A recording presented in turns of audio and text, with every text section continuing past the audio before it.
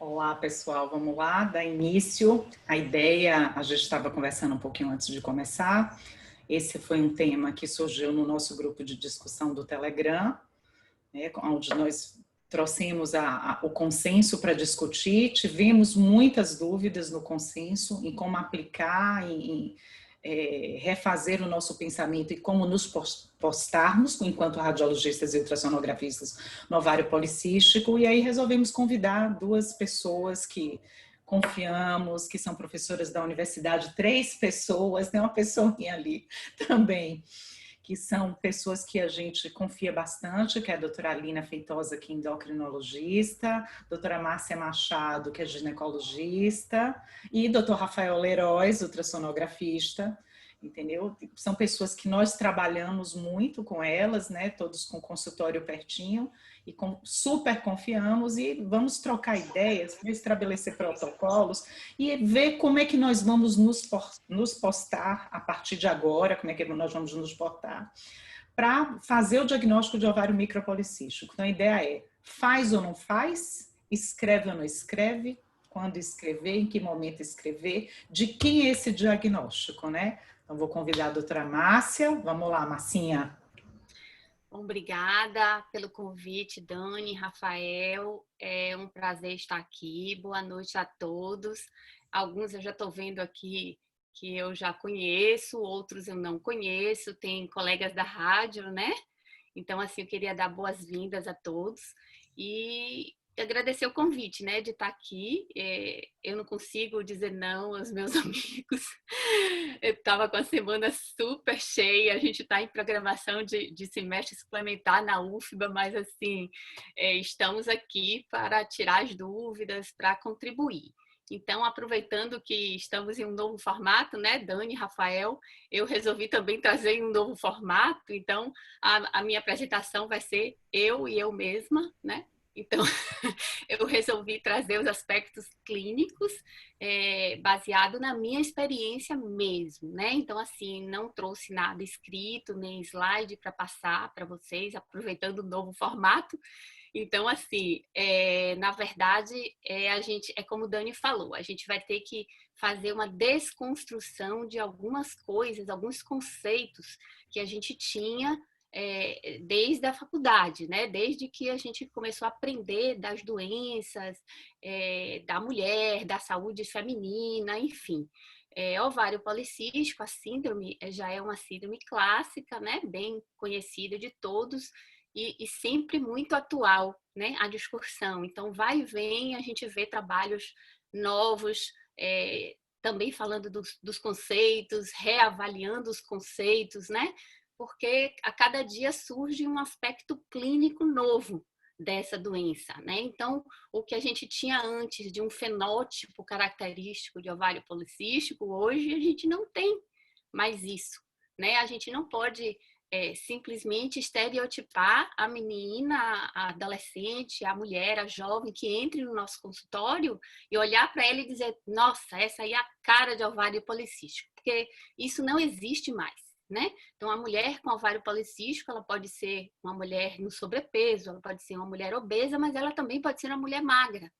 Então, a gente não pode ter essa coisa da característica física em mente. Então, em primeiro lugar, uma queixa bastante comum no nosso consultório, né, na ginecologia, é irregularidade menstrual.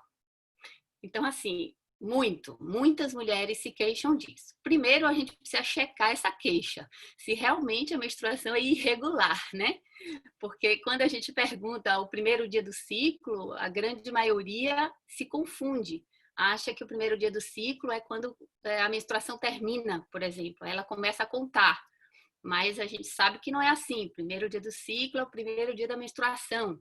Então, agora com os aplicativos, é muito bom isso, né? Veio ajudar muito nós, ginecologistas, e acredito também que os radiologistas, porque a data da última menstruação está ali na mão, né? Na tecla. Então, ela baixa os aplicativos de calendário menstrual, então ela consegue dar todos os dados clínicos que a gente precisa para realmente avaliar se ela tem um ciclo menstrual normal ou se ela tem um ciclo menstrual realmente anormal ou irregular. E se esse ciclo é irregular, a gente vai ter que observar o padrão desse ciclo. Então, é irregular como? Ela menstrua a mais, ela tem um intervalo maior, ela tem curta duração, ela menstrua mais frequentemente. Então, esse padrão menstrual é muito importante. Então, como a gente está falando de SOP, o que é que normalmente caracteriza uma paciente clinicamente com suspeita de SOP, né? Ela tem que ter um ciclo irregular e menos frequente. Então, é aquela menina, aquela mulher que ela menstrua pouco ou até nem menstrua.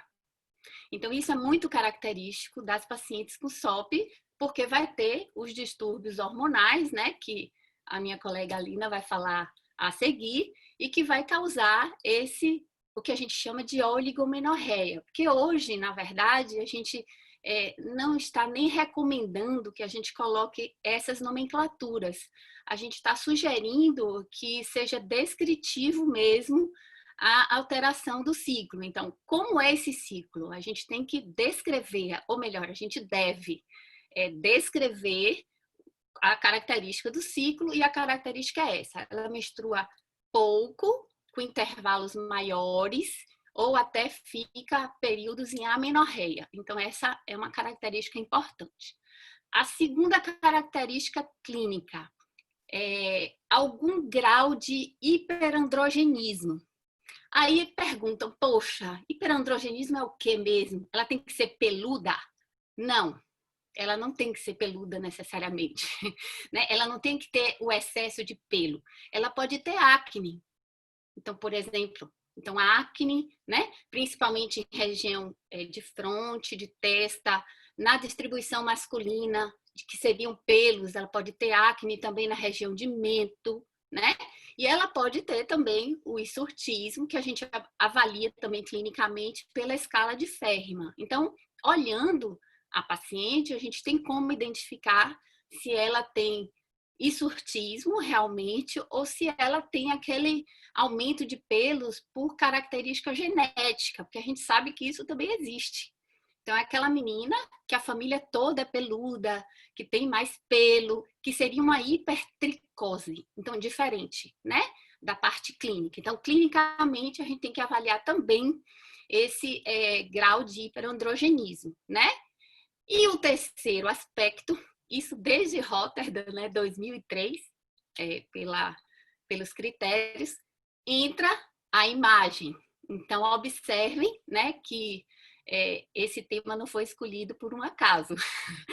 Então, a gente tem um aspecto ultrassonográfico, que ele é bastante característico, mas ele não seria assim, ele não é indispensável, vamos dizer assim. Então, quando ele existe, esse critério, ele deve respeitar todas as coisinhas, os critériozinhos de imagem que Rafael vai falar. Então, assim, o que é mais importante? É a gente pensar. Claro, a gente tem uma paciente que tem um ciclo menstrual irregular, que lhe diz que menstrua muito pouco, ou às vezes não menstrua, e tem um certo grau de androgenismo, a gente vai pensar, claro. Agora, vão ter outros aspectos que a gente tem que considerar. Por exemplo, é uma adolescente. Adolescente tem acne, né? Muito comum. É mais comum adolescente ter acne do que não ter. Então, né, a gente pensa, mas assim, não pensa muito em SOP, né? Ciclos irregulares. A gente sabe que nos 2, 3 primeiros anos após a menarca, essa menina vai ter ciclos irregulares, por imaturidade do eixo, hipotálamo, hipófise gonadal, normal. E aí, é uma suspeita de SOP? Não, não necessariamente. Pode ser que essa menina evolua para uma síndrome de ovário policístico? Pode, mas aí o colega não quer esperar, pede logo para Rafael fazer o ultrassom dessa menina. Aí Rafael me vê lá um bocado de folículo, e aí, claro, né? Ele aí descreve como ovários multifoliculares. que é o que essa menina tem. É uma doença? Não, não é uma doença. É um aspecto fisiológico, né? Ele deve comentar sobre isso. É um aspecto fisiológico, mas que deixa a mãe e a menina de cabelo em pé. Porque vê aqueles ovários cheios de folículo, todo bonitinho, né? Mas habitualmente de tamanhos normais ou discretamente aumentados, às vezes só de um lado e não tem do outro. Ah, minha filha tem um problema no ovário. Ah, é um ovário que está cheio de cisto. Então, assim, às vezes, um pequeno detalhe de uma nomenclatura é extremamente importante. Então, só o fato da gente chamar, vocês no caso, os colegas da imagem, chamar de multifolicular, já nos ajuda bastante, porque a gente não bate aquele carimbo de ovário policístico em uma menina que possivelmente não vai ter ovário policístico, né? Então, o que é que a gente precisa fazer? A gente pode pensar no caso de uma adolescente, mas na adolescência a gente não fecha diagnóstico de síndrome de ovário policístico. A gente espera entre 6 a 8 anos de menarca para poder reavaliar o quadro e realmente ver se essa menina evoluiu para um ovário policístico ou se ela normalizou aqueles ovários multifoliculares que ela tinha na época da puberdade, ok? E aí, Dani, e aí, Rafael, podemos seguir? Deixa um pouquinho para as perguntas.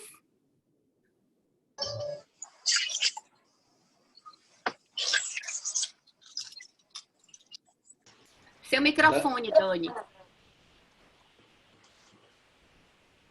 Faço isso o tempo inteiro, esqueço o microfone e vou falando sozinha, né? Se fosse legendado, era mais fácil, né? Se fosse legendado, eu vou fazer a língua dos sinais aqui. Vou botar uma pessoa atrás de mim traduzindo. Então, vamos muito bom, Marcinha. Já fiz até uma listinha de coisas aqui para lhe perguntar. Estou vendo aqui do lado o chat. E aí, vamos seguir com a Lina, porque a gente vai falar da parte laboratorial.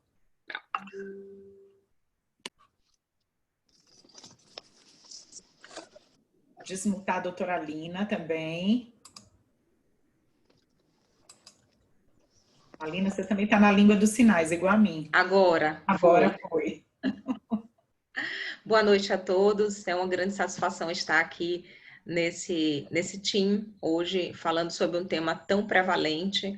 A doutora Márcia falou brilhantemente, de uma forma muito simples e de fácil entendimento, a parte mais importante. Inclusive, a gente já pode encerrar aqui a apresentação de o que é síndrome de ovários policísticos, porque a clínica é soberana. Então, meu nome é Alina Feitosa, eu sou endocrinologista, e o que eu vou mostrar para vocês um pouquinho é da parte laboratorial, tanto para, basicamente, afastar o diagnóstico diferencial da síndrome de ovários policísticos, como mostrar como a gente faz a investigação das eventuais comorbidades. E como é mais fácil criar um imaginário sobre o paciente que tem surtismo, que tem acne, que tem a imagem dos ovários policísticos, que vai ser muito bem mostrada pelo Dr. Rafael, mas não é muito fácil criar um imaginário do hormônio. Eu vou projetar para vocês na tela aqui o que eu trouxe para a gente discutir nos próximos minutos e depois a gente abre para as perguntas. Eu não sei se vocês estão conseguindo ver meu compartilhamento de tela. Estão conseguindo?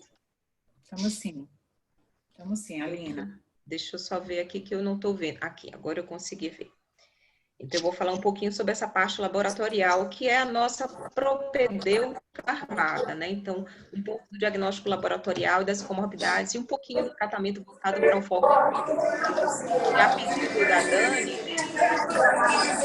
acho que tem alguém com o microfone aberto. Acho que tem alguém com o microfone. Okay. Tínhamos uma festa em paralelo aqui. Então, eu utilizei para a base dessa nossa conversa o Guideline Internacional de Síndrome de Ovários Policísticos, que foi de 2018, e esse é um guideline, apesar de ser enorme, ele é muito feliz, porque ele classifica com bastante cuidado o grau e o nível de recomendação de suas evidências científicas. Ele também coloca aqui a recomendação estratificada em 3 níveis. A ideia não era realmente ver essa tela, vocês estão vendo a setinha, mas desde recomendações baseadas em evidências, já recomendações clínicas do consenso, a recomendações clínicas práticas. E gradua o nível de evidência para poder pautar as recomendações.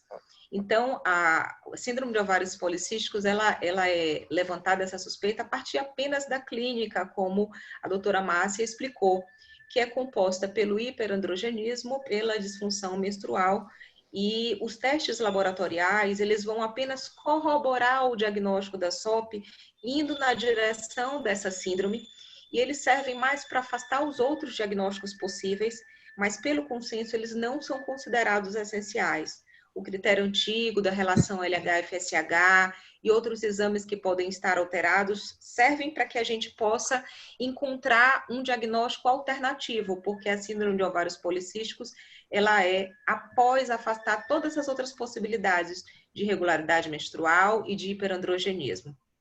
E, de novo, a imagem, ela deve servir como uma interpretação cuidadosa, e também não é considerada essencial pelo consenso, mas pode ser essencial para afastar outros diagnósticos, e vocês vão ver isso muito bem com o Dr. Rafael. Então, os hormônios para corroborarem o diagnóstico e afastarem o diagnóstico diferencial da síndrome de ovários policísticos são estes aqui, o LH-FSH, a prolactina, o hormônio antimileriano, a avaliação androgênica com a testo livre biodisponível total, o DEA, androstenediona, a 17-hidroxiprogesterona e a progesterona.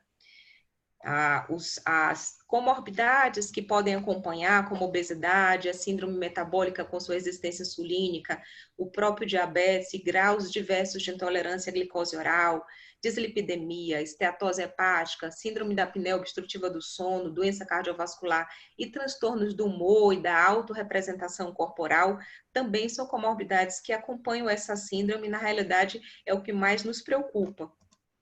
Então, falando um pouquinho sobre o LH-FSH, é um fato bem conhecido que esse eixo está alterado na síndrome de ovários policísticos. Há uma desregulação com o aumento da pulsatilidade, aumento da amplitude dos pulsos do LH, o que faz com que, eventualmente, esse hormônio esteja aumentado. O FSH, por outro lado, ele pode estar baixo ou normal, e daí que veio a informação de que a relação LH-FSH pode estar aumentada, mas não necessariamente está, e a sua presença ou ausência não vai afastar o diagnóstico de síndrome de ovários policísticos, mas é frequentemente encontrada nesses pacientes. O elemento mais importante que corrobora o achado clínico de hiperandrogenismo é a avaliação dos andrógenos. E aqui cabe um aspecto importante, porque os andrógenos têm uma interpretação muitas vezes complexa, dada a dificuldade e acurácia da sua avaliação. Então, é muito comum, quando o paciente chega no consultório e tem uma clínica favorável ou sugestiva, do colega médico pedir todos os hormônios. Quando a gente solicita o hormônio, a gente precisa saber interpretar o que a gente encontra, saber que os hormônios têm ciclicidade, ritmicidade, medicações que podem interferir nessa avaliação. E, na realidade, a avaliação hormonal androgênica, ela ganha mais valor na síndrome de ovários policísticos quando a mulher não apresenta aí o hiperandrogenismo, onde você vai buscar a hiperandrogenemia, ou seja, os andrógenos elevados no sangue. Então, aqui, a recomendação do consenso é que a gente avalie a testosterona livre, a biodisponível, e como esses ensaios são bastante variáveis, é recomendável que se use calculadoras para auxiliar a detecção, a localização do valor da testo livre biodisponível, visto que são ensaios bastante pouco acurados muitas vezes, e a utilização da dosagem laboratorial pode levar à falsa interpretação. Em torno de 78%, quase 80% das mulheres com síndrome de ovários policísticos apresentam hiperandrogenemia, mas nem todas manifestarão as alterações, porque para manifestar a alteração é preciso ter uma sensibilidade no seu receptor periférico de testosterona. Então, eventualmente, a mulher não tem uma genética, ela tem quantidades elevadas de andrógenos, mas não apresenta na clínica, e aí é que cabe a avaliação para quando se há uma suspeita de síndrome de ovários policísticos. Então, é importante também que nós olhemos não só para o exame, mas como a gente está solicitando. É muito comum vir ao consultório do endócrino a paciente que chega bastante apavorada e fala assim, doutora, minha testo está no chão. E, na verdade, ela está em uso de anticoncepcional oral. Então, ao usar o anticoncepcional oral, a pessoa vai ter uma alteração da pulsatilidade das suas gonadotrofinas, os seus níveis podem estar baixos, então, ao dosar no laboratório, LH-FSH pode estar bem baixinho, e a testo total vai estar baixa, bem como as outras frações. Então, isso não é assustador, é apenas o efeito esperado da medicação. Então, ao fazer uma suspeita, já que o paciente vem muitas vezes em uso da medicação, já iniciado o tratamento pelo colega, se você quer confirmar essa suspeita ou até afastar outras possibilidades, é necessário suspender o anticoncepcional oral por pelo menos 3 meses, antes de qualquer avaliação. Uma palavrinha final dos andrógenos é quando eu solicitar o disulfato e androstenediona, também tem a mesma observação dos outros andrógenos testo, mas eles contribuem pouco. Uma vez que testo livre, total e biodisponível não estejam elevados, é pouco provável que os outros também estejam, mas eles são mais úteis para afastar a possibilidade no diagnóstico diferencial de, por exemplo, tumores ou hiperprodução adrenal, já que o disulfato é exclusivo de produção adrenal. Então, a recomendação do consenso é que nós utilizemos calculadoras para poder fazer o cálculo da testo livre e a testo biodisponível. Para isso, nossa solicitação de exames deve ser a testo total, preferencialmente por ensaios como HPLC, que é a cromatografia líquida de alta performance, o SHBG e a albumina. Ao colocar esses 3 aqui, nós teremos a testo livre e a biodisponível sem os efeitos dos ensaios em que esses hormônios são bastante variáveis.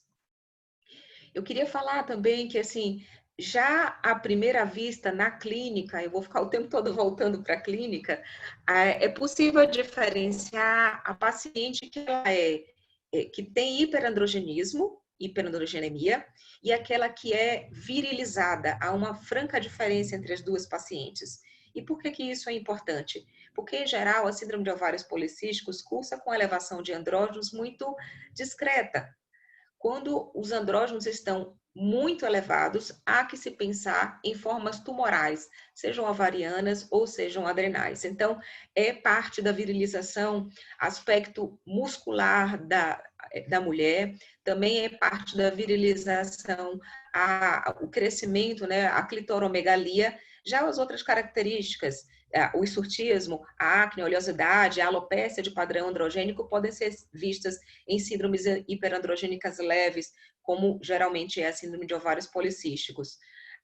Quando a gente vê uma mulher extremamente pilificada nas áreas andrógenos sensíveis e tem outras características como aumento de massa muscular, é preciso pensar que essa síndrome provavelmente é uma virilização causada por hormônios ainda mais aumentados androgênicos e, em geral, isso não acontece na SOP.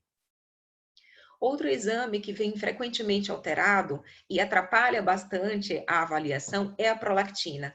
A prolactina ela deve ser solicitada na investigação de qualquer irregularidade menstrual, mas ela deve ser interpretada com bastante cautela, porque a prolactina ela aumenta até com o estresse da coleta. Então, aquela recomendação de chegar ao laboratório, esperar 30 minutinhos, para depois fazer a coleta com calma, é importante para evitar pequenas elevações que podem causar grandes transtornos. A prolactina também pode estar aumentada quando se faz uso de várias medicações, especialmente antidepressivos, que muitas vezes a paciente com síndrome de ovários policísticos tem alterações do humor e pode estar em uso. E a prolactina também pode estar falsamente elevada quando existe uma prolactina grande, a big prolactin, que é a prolactina, a macro, que ela não tem uma função hormonal, mas pode vir elevada e confundir.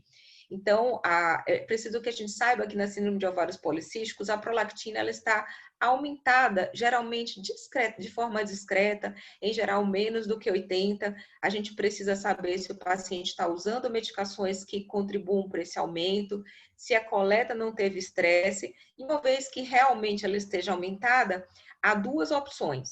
Ou tratar a SOP e observar se essa prolactina cai com o tratamento da SOP. Como geralmente esse é um tratamento mais longo e essa regularização pode demorar um pouco, eventualmente é necessário complementar o diagnóstico com avaliação subsequente por imagem. Mas eu falo isso para a gente não fazer imagem para todo mundo, porque é um desgaste de custo e energia e psíquico também para a paciente. Outro exame que pode vir alterado na SOP é o famoso hormônio antimileriano. Essas alterações, em geral, o antimileriano está um pouquinho mais aumentado. Existem ainda dificuldades na interpretação desse exame porque não existe um valor de corte e a recomendação do consenso é que não se utilize o hormônio antimileriano para estabelecer ou não o diagnóstico. A gente sabe que ele vem alterado, assim como a prolactina pode vir, o LH, FSH, mas mais uma vez o diagnóstico é clínico. Outro exame importante para avaliação de síndrome de ovários policísticos é a 17-hidroxiprogesterona.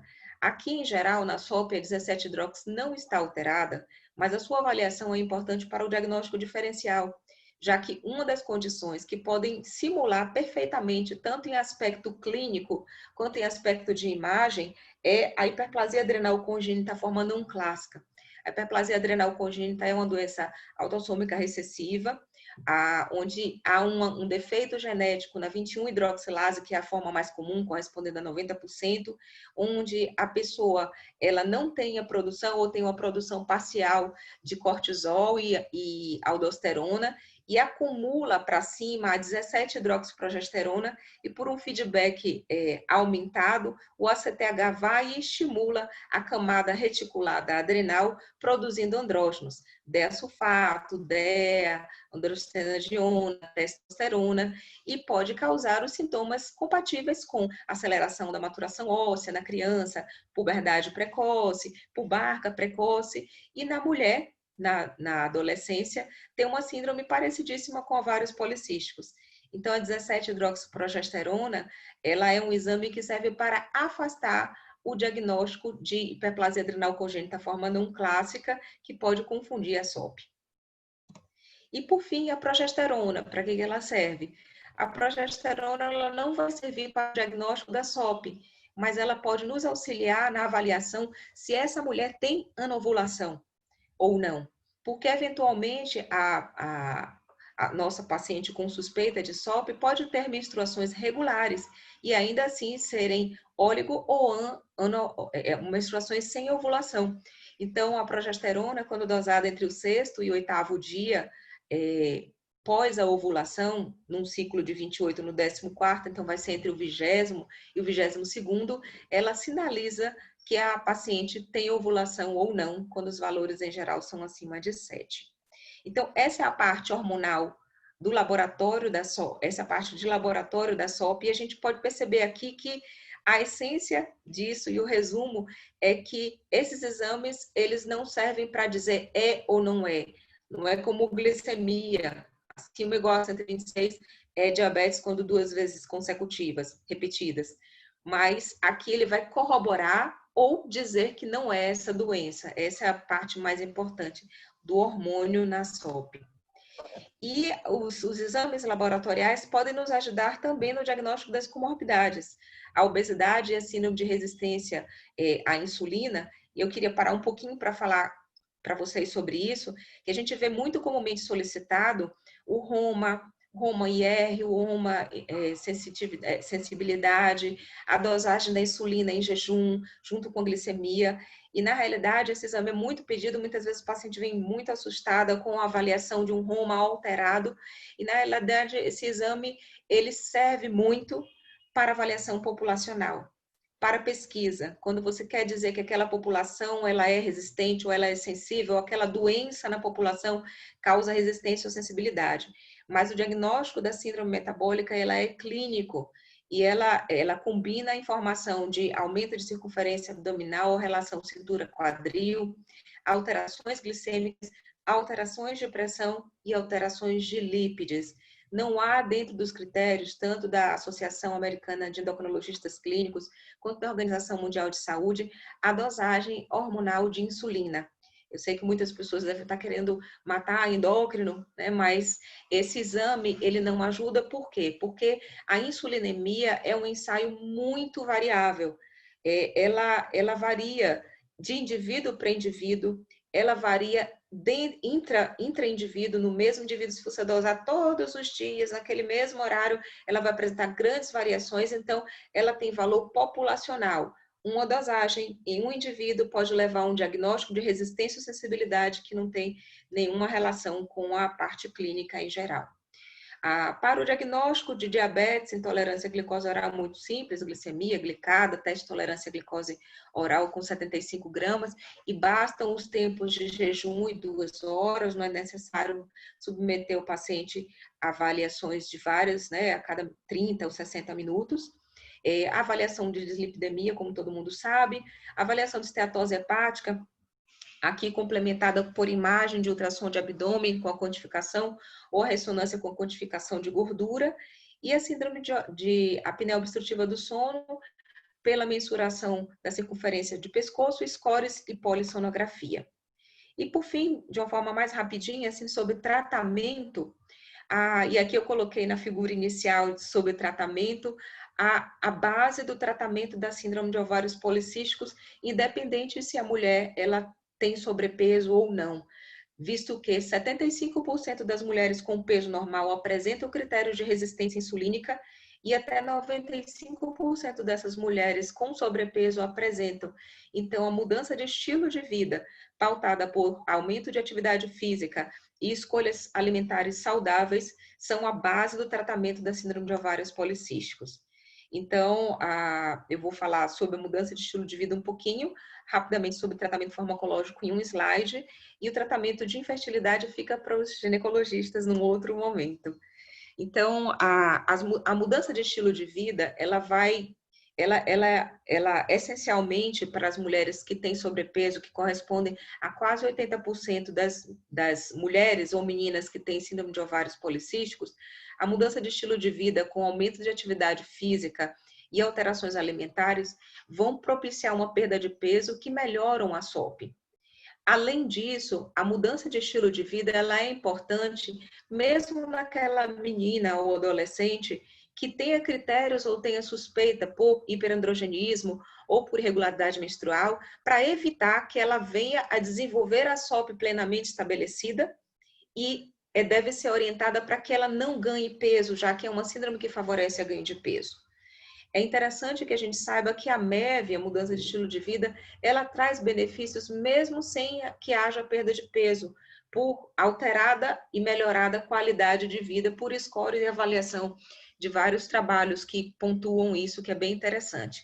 E algo que é bastante significativo é que muitas vezes, ao observar alguém que está com excesso de peso, um adolescente ou uma adulta com a síndrome de ovários policísticos, a gente olha aquela pessoa, ela está com muito peso para perder, e ao falar, olha, a senhora precisa perder 20 quilos, a meta é tão distante da realidade que a pessoa já desiste no primeiro momento.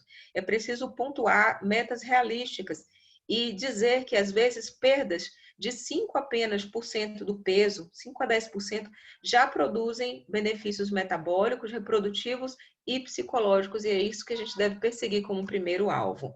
A mudança de estilo de vida, ela contribui para a redução da testosterona, ela melhora os scores de surtismo, ela reduz o peso, se esse for o objetivo, circunferência abdominal, resistência insulínica e uma perda de peso que pode ser sustentada e trazer benefícios para o paciente. Aqui eu trouxe só o que vem no consenso de recomendação, eu não vou ler isso daqui, mas só comentar para vocês que não existe um estilo dietético recomendado. Olha, a dieta para quem tem síndrome de ovários policísticos é a DASH, é a mediterrânea, é a paleo, não. A dieta, ela deve conter elementos saudáveis, não precisa especificamente ser com grande quantidade de carboidratos ou de proteínas, não existe um estilo dietético recomendado. A recomendação é que, se o objetivo é perda de peso, que seja diminuído pelo menos 30% das calorias, o que daria uma dieta para as mulheres de 1.200 a 1.500 quilocalorias ao dia. Isso já representa um decréscimo em torno de 500 a 750 quilocalorias por dia. A distribuição de carboidratos, proteínas e lipídios não importa muito, e não há nenhum estilo dietético que tenha superioridade sobre o outro, como, por exemplo, há no tratamento de hipertensão ou no tratamento do diabetes. É o estilo dietético que mais favorece a pessoa, a sua cultura, e que propicie nas mulheres que têm sobrepeso, perda de peso. Uma palavra quase final aqui sobre as medicações a serem usadas. Os anticoncepcionais são a preferência do tratamento, são as medicações mais utilizadas, e aqui vale salientar que é preciso que, antes da gente introduzir a medicação, a gente fique preocupado com o que são as contraindicações absolutas. Então, a Organização Mundial de Saúde pontua que o anticoncepcional não deve ser prescrito para as mulheres que têm uma enxaqueca com aura, com história de trombose venosa profunda em si ou na família, que estejam no período puerperal, que tenham história de tromboembolismo pulmonar e outras condições como doença arterial coronariana, que podem ter o seu risco aumentado mediante o uso dos anticoncepcionais. Dentre os anticoncepcionais, não há uma indicação no consenso da preferência de qual será utilizado, mas se recomenda a utilização sempre de baixa dosagem de estrógenos, preferindo os estrógenos naturais, como etilenoestradiol, valerato de etilenoestradiol, e quando escolher dosagens mais altas que estão associadas a um maior risco de trombose, como, por exemplo, 35 microgramas do estradiol combinado com acetato de ciproterona, que é, digamos, o mais conhecido e muitas vezes muito prescrito, esse deve ser reservado para as mulheres que têm hirsutismo moderado a severo. A grande maioria, quando for utilizar anticoncepcional, que seja sempre o de baixa dosagem para minimizar o risco de trombose. A escolha do tipo do anticoncepcional vai depender do custo, preferências pessoais, e o que é interessante é que ele regulariza o ciclo, ele diminui o hirsutismo, mas ele aumenta o peso, aumenta a circunferência abdominal e pode interferir negativamente no perfil lipídico, aumentando a trigliceridemia. Por isso que muitas vezes essas pacientes podem ter associadas à sua mudança de estilo de vida anticoncepcional o uso da metformina, porque ela vai ser útil para os distúrbios metabólicos, especialmente nas adolescentes com sobrepeso e IMC acima de 25. Em relação à metformina sozinha no ciclo, ela não causa regularização do ciclo, exceto se a mulher perder peso, mas ela tem benefícios em relação ao perfil lipídico, e a metformina, ela inibe a gliconeogênese hepática, ela diminui a lipogênese, ela diminui a captação de glicose nos ovários, e ela tem uma função de não só contribuir para o perfil lipídico, como também melhorar a resistência insulínica, e pode ser utilizada em associação com os anticoncepcionais.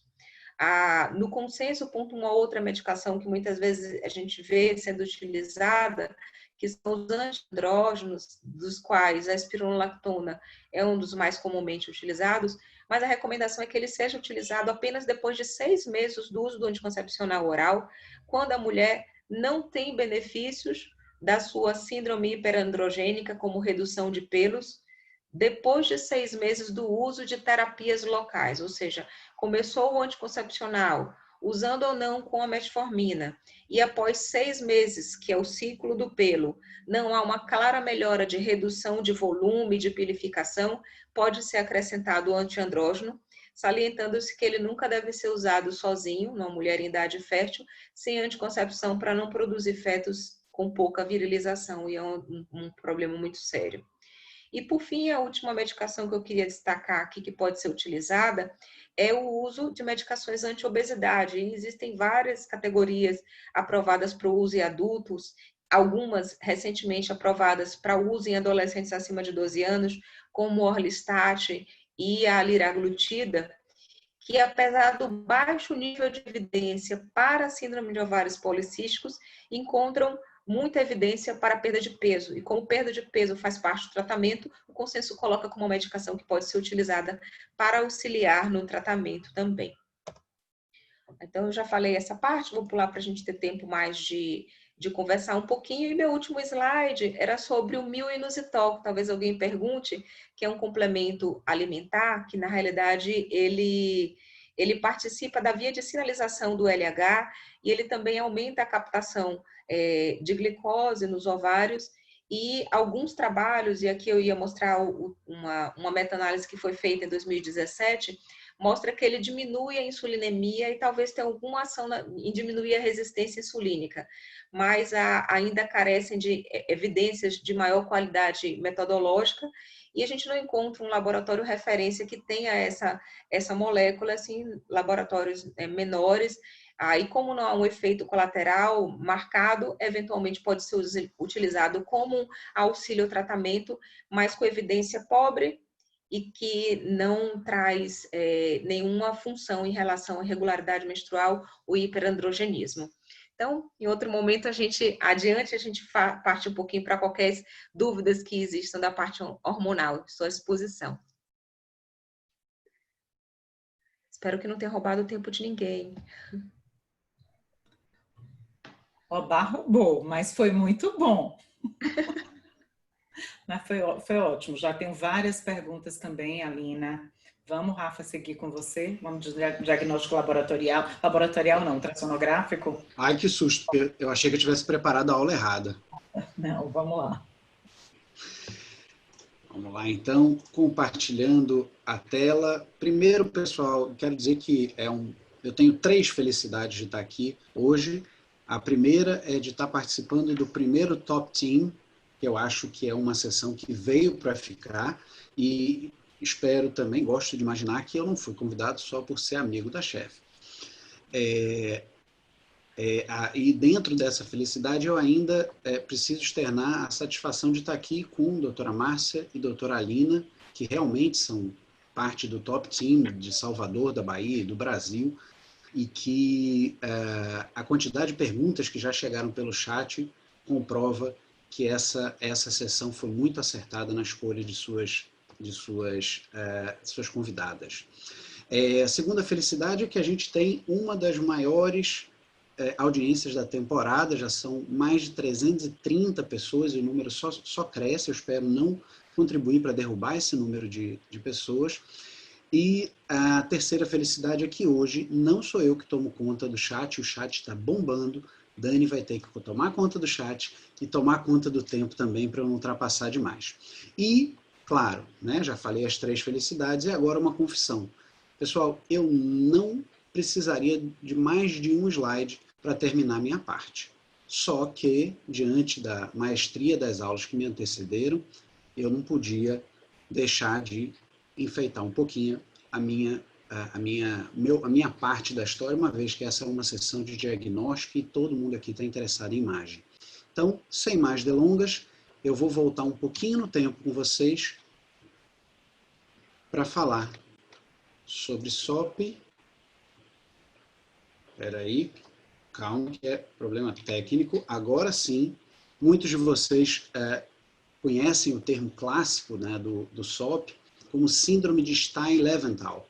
E esse termo, que não foi falado, felizmente, até agora pelos colegas, é um termo que já está em desuso, claro, mas classicamente esse termo vem de um trabalho publicado em 1935 no American Journal, falando sobre a correlação entre a menorreia e ovários policísticos bilaterais. Né?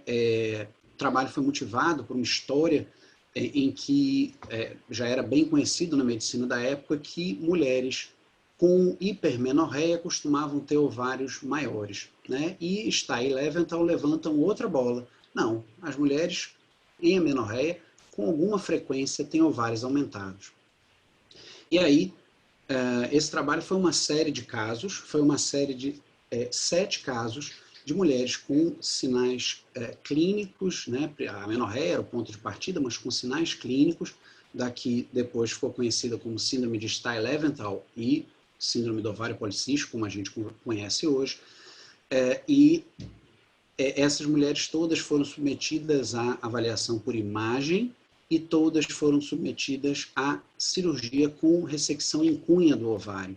Né? Todas tinham ovários aumentados, nem sempre era possível fazer o diagnóstico com toque, né? Com um exame físico, e a imagem utilizada era uma imagem radiológica com pneumoperitônio.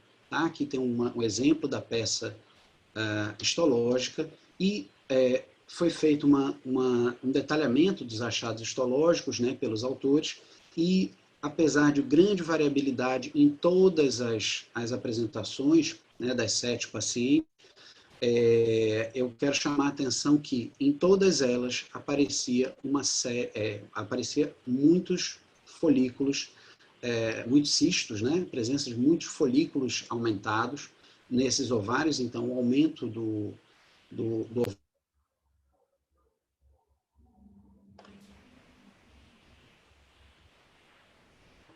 Dani, peraí. Estamos te ouvindo. Vocês me ouvem? Ah, sim. Sim. Apareceu aqui que eu fui calado pelo host. Bom, seguindo então, os folículos eram o que tinha em comum em todos os ovários dessas pacientes, né? E apesar do nome ovário policístico, né, e que depois virou síndrome do ovário policístico, claramente essa ressecção parcial dos ovários não tinha nenhum efeito sobre a clínica das pacientes, apesar de não ter sido motivo desse exame. A imagem nessa época, né, a gente ainda utilizava a radiologia com pneumoperitônio, então era injetado, né, um exame, para quem hoje reclama do transvaginal, é um exame que era feito com instilação de gás pelo útero, né? Esse gás passava pelas trompas, chegava até o peritônio e eram feitas radiografias da pelve feminina, e aí um artista muito talentoso vinha e desenhava aquilo que seria o ovário e os contornos uterinos e todos os órgãos pélvicos. Né? E o mais legal desse trabalho, que foi publicado em 1926 pelo próprio Stein, a primeira conclusão é: a patologia pélvica pode claramente ser definida ter seu diagnóstico definido pelo pneumoperitônio. Eu não acho tão claro assim, mas imagino que em 1926 isso era bastante interessante. E aí a pergunta de vocês hoje é: e a ultrassonografia? Eu vim aqui para aprender diagnóstico. Não se faz mais pneumoperitônio, não se faz mais raio-x com pneumoperitônio. Como o ultrassom pode ajudar nesse diagnóstico?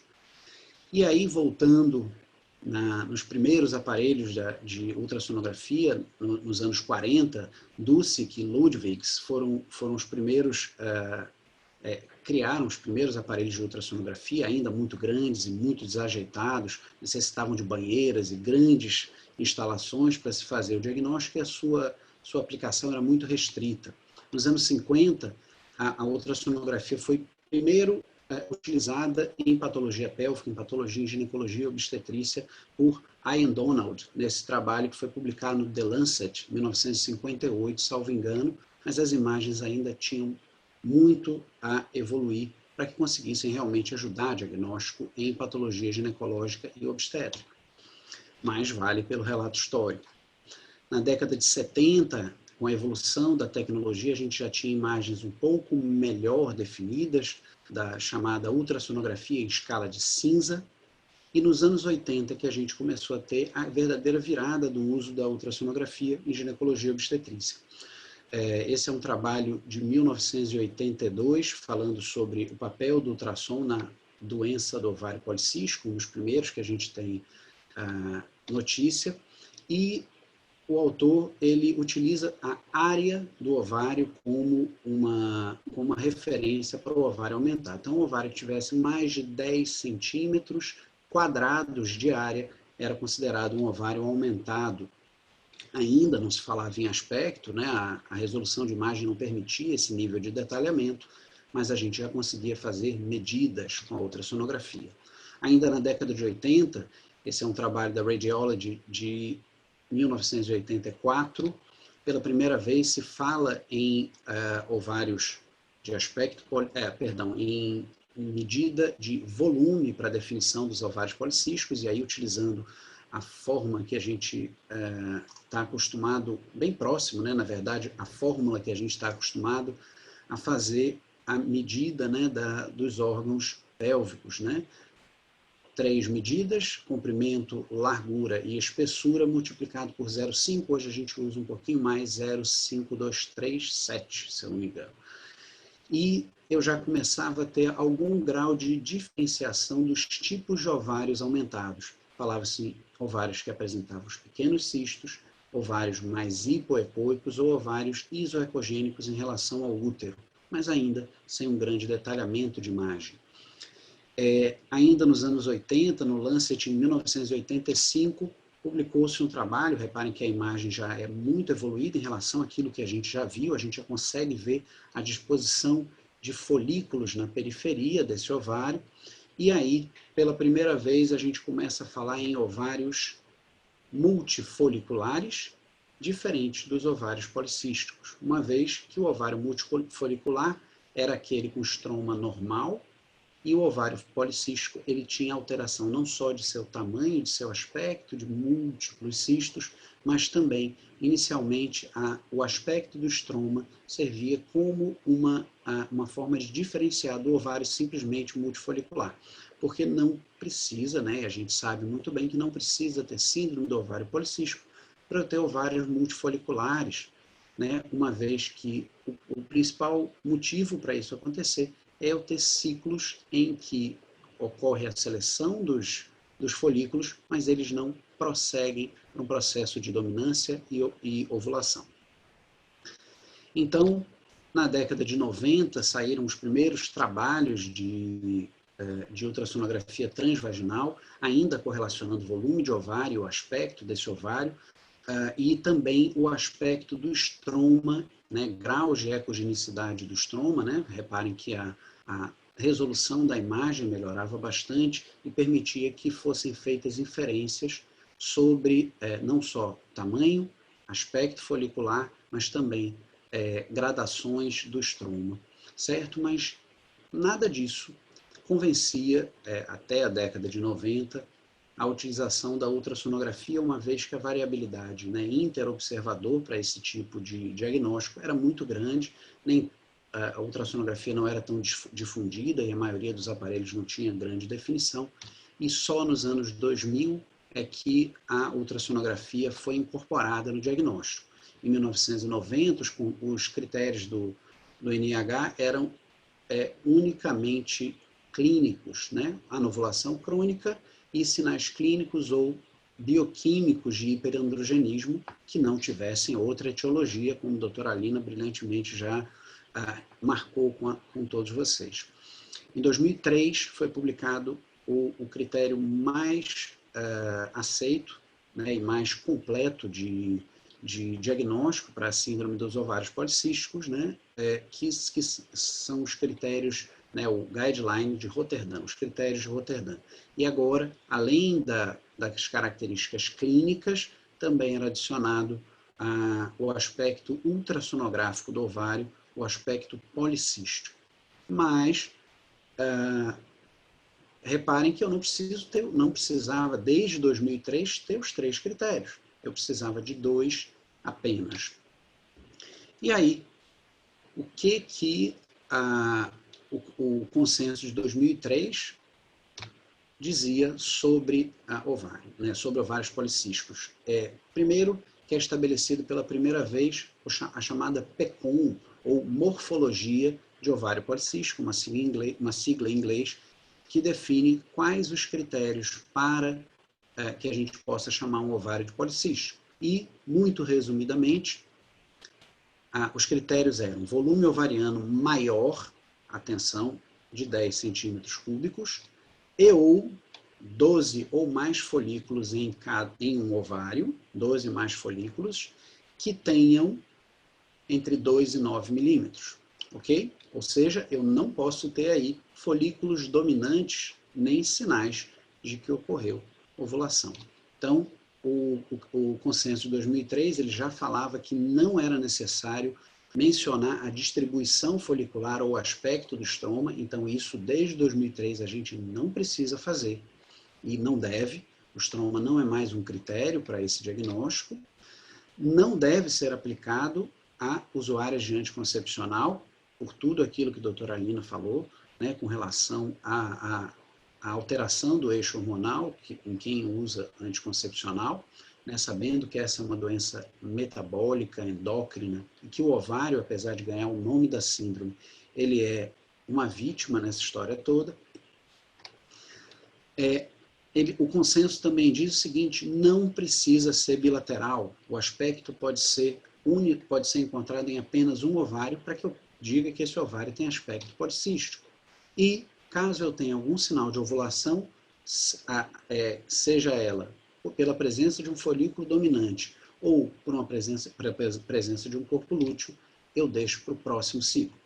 Então, muito diretamente, os critérios ultrassonográficos, então, ovários de mais de 10 centímetros cúbicos, exibindo mais de 12 ou mais folículos antrais, são esses folículos, né, com características antrais de 2 a 9 milímetros, que não apresente folículos dominantes, ou seja, que não apresente uma ovulação a acontecer, e nem um corpo lúteo, que é uma ovulação acontecida.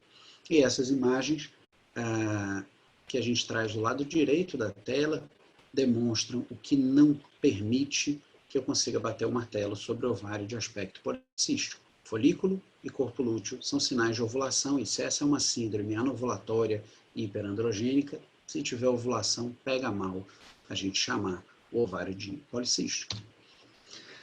Ainda nos anos 2000, em 2006, a ultrassonografia 3D vinha ganhando cada vez mais espaço, e os trabalhos já falavam que esse critério de 12 folículos, já em 2006, 12 folículos por ovário, poderia aumentar o número de diagnósticos de ovário policístico, de aspecto policístico, sem realmente corresponder à alteração. Então, no 3D, que tinha uma definição melhor de imagem, falava-se que o ponto de corte de 12 era muito baixo, e isso já deixou a pulga atrás da orelha para quem, para os grupos, né, que continuamente reavaliavam esses critérios.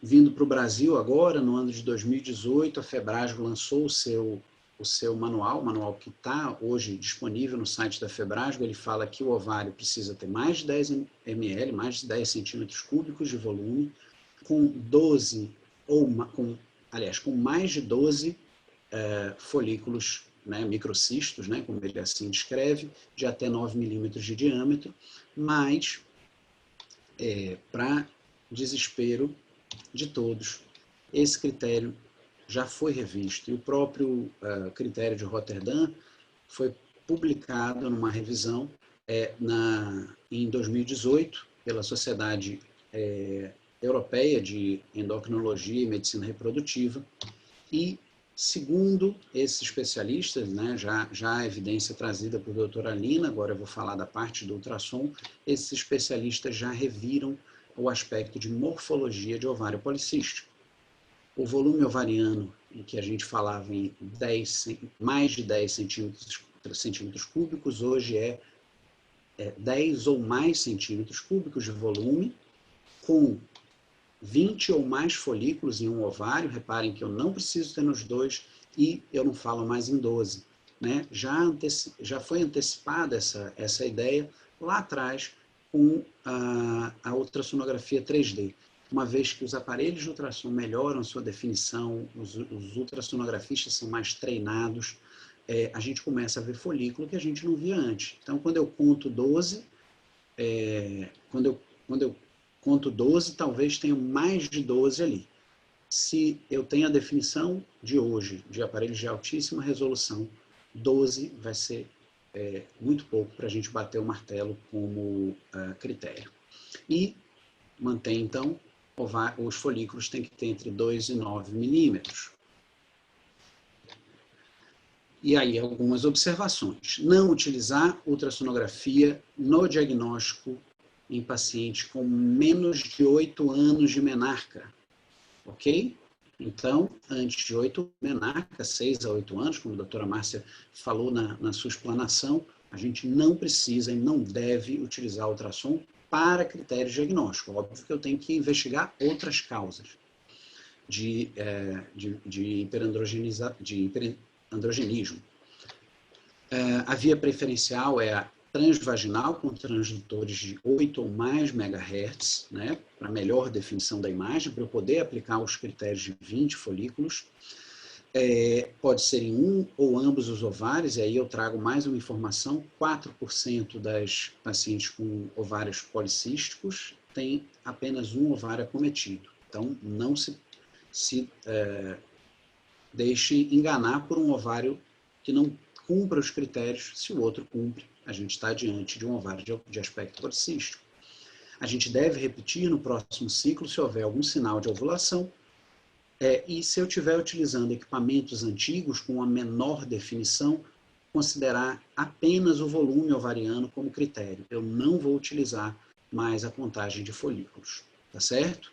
E se estiver sendo feito por via abdominal, por algum impedimento da via vaginal, seja porque a paciente é virgem ou porque não deseja realizar o trans, a gente vai usar a via abdominal sim, mas ignorar o aspecto dos folículos. Por mais que veja, critério é só o volume. E o mesmo critério, maior ou igual a 10 centímetros cúbicos.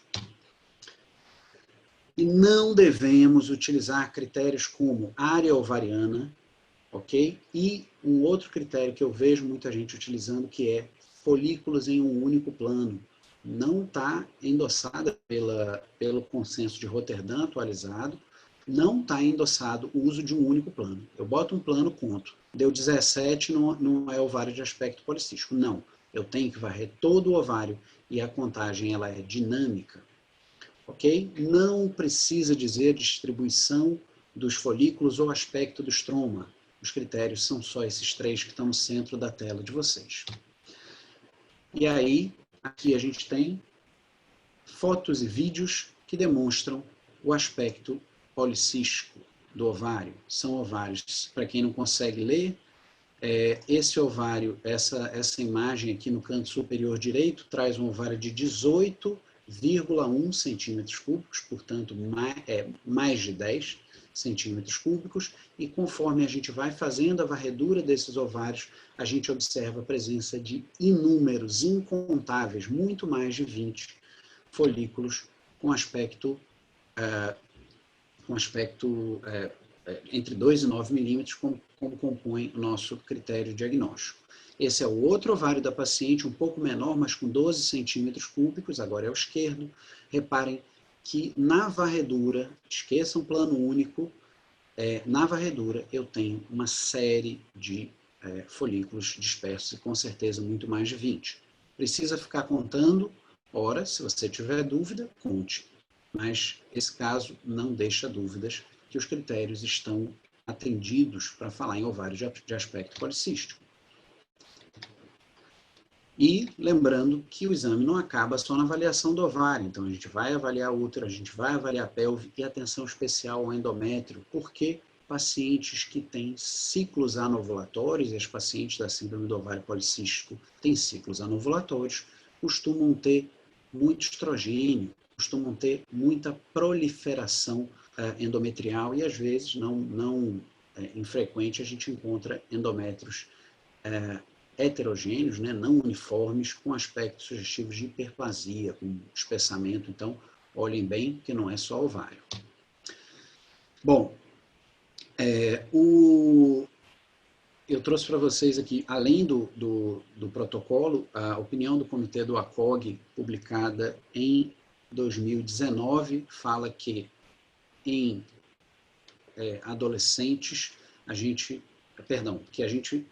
esses são os critérios. Nas adolescentes, eu vou passar a considerar um pouco mais de carinho, né, a questão da hiperandrogenemia, né, a disfunção ovulatória / irregularidade menstrual deve estar presente, mas o aspecto do ultrassom do ovário, a ultrassonografia, não deve ser sequer avaliado, ok? Evitar diagnóstico de SOP quando a menarca tem menos de 2 anos, né? Isso as colegas clínicas vão poder falar com muito mais propriedade. E lembrar que não se deve usar ultrassom, não é à toa, gente. Ultrassom apresenta morfologia de ovário de aspecto policístico em 30% a 40% das adolescentes. Eu vou jogar lá no alto, lembra que eu precisaria, né, numa adulta, de 2 em 3 critérios. Eu pego um pouquinho mais de acne, pelo, um ovário de aspecto policístico e eu estou carimbando na testa dessa menina SOP para a eternidade. Ok? Então, tenhamos atenção na hora de avaliar essas pacientes. Então, recomendações para o laudo.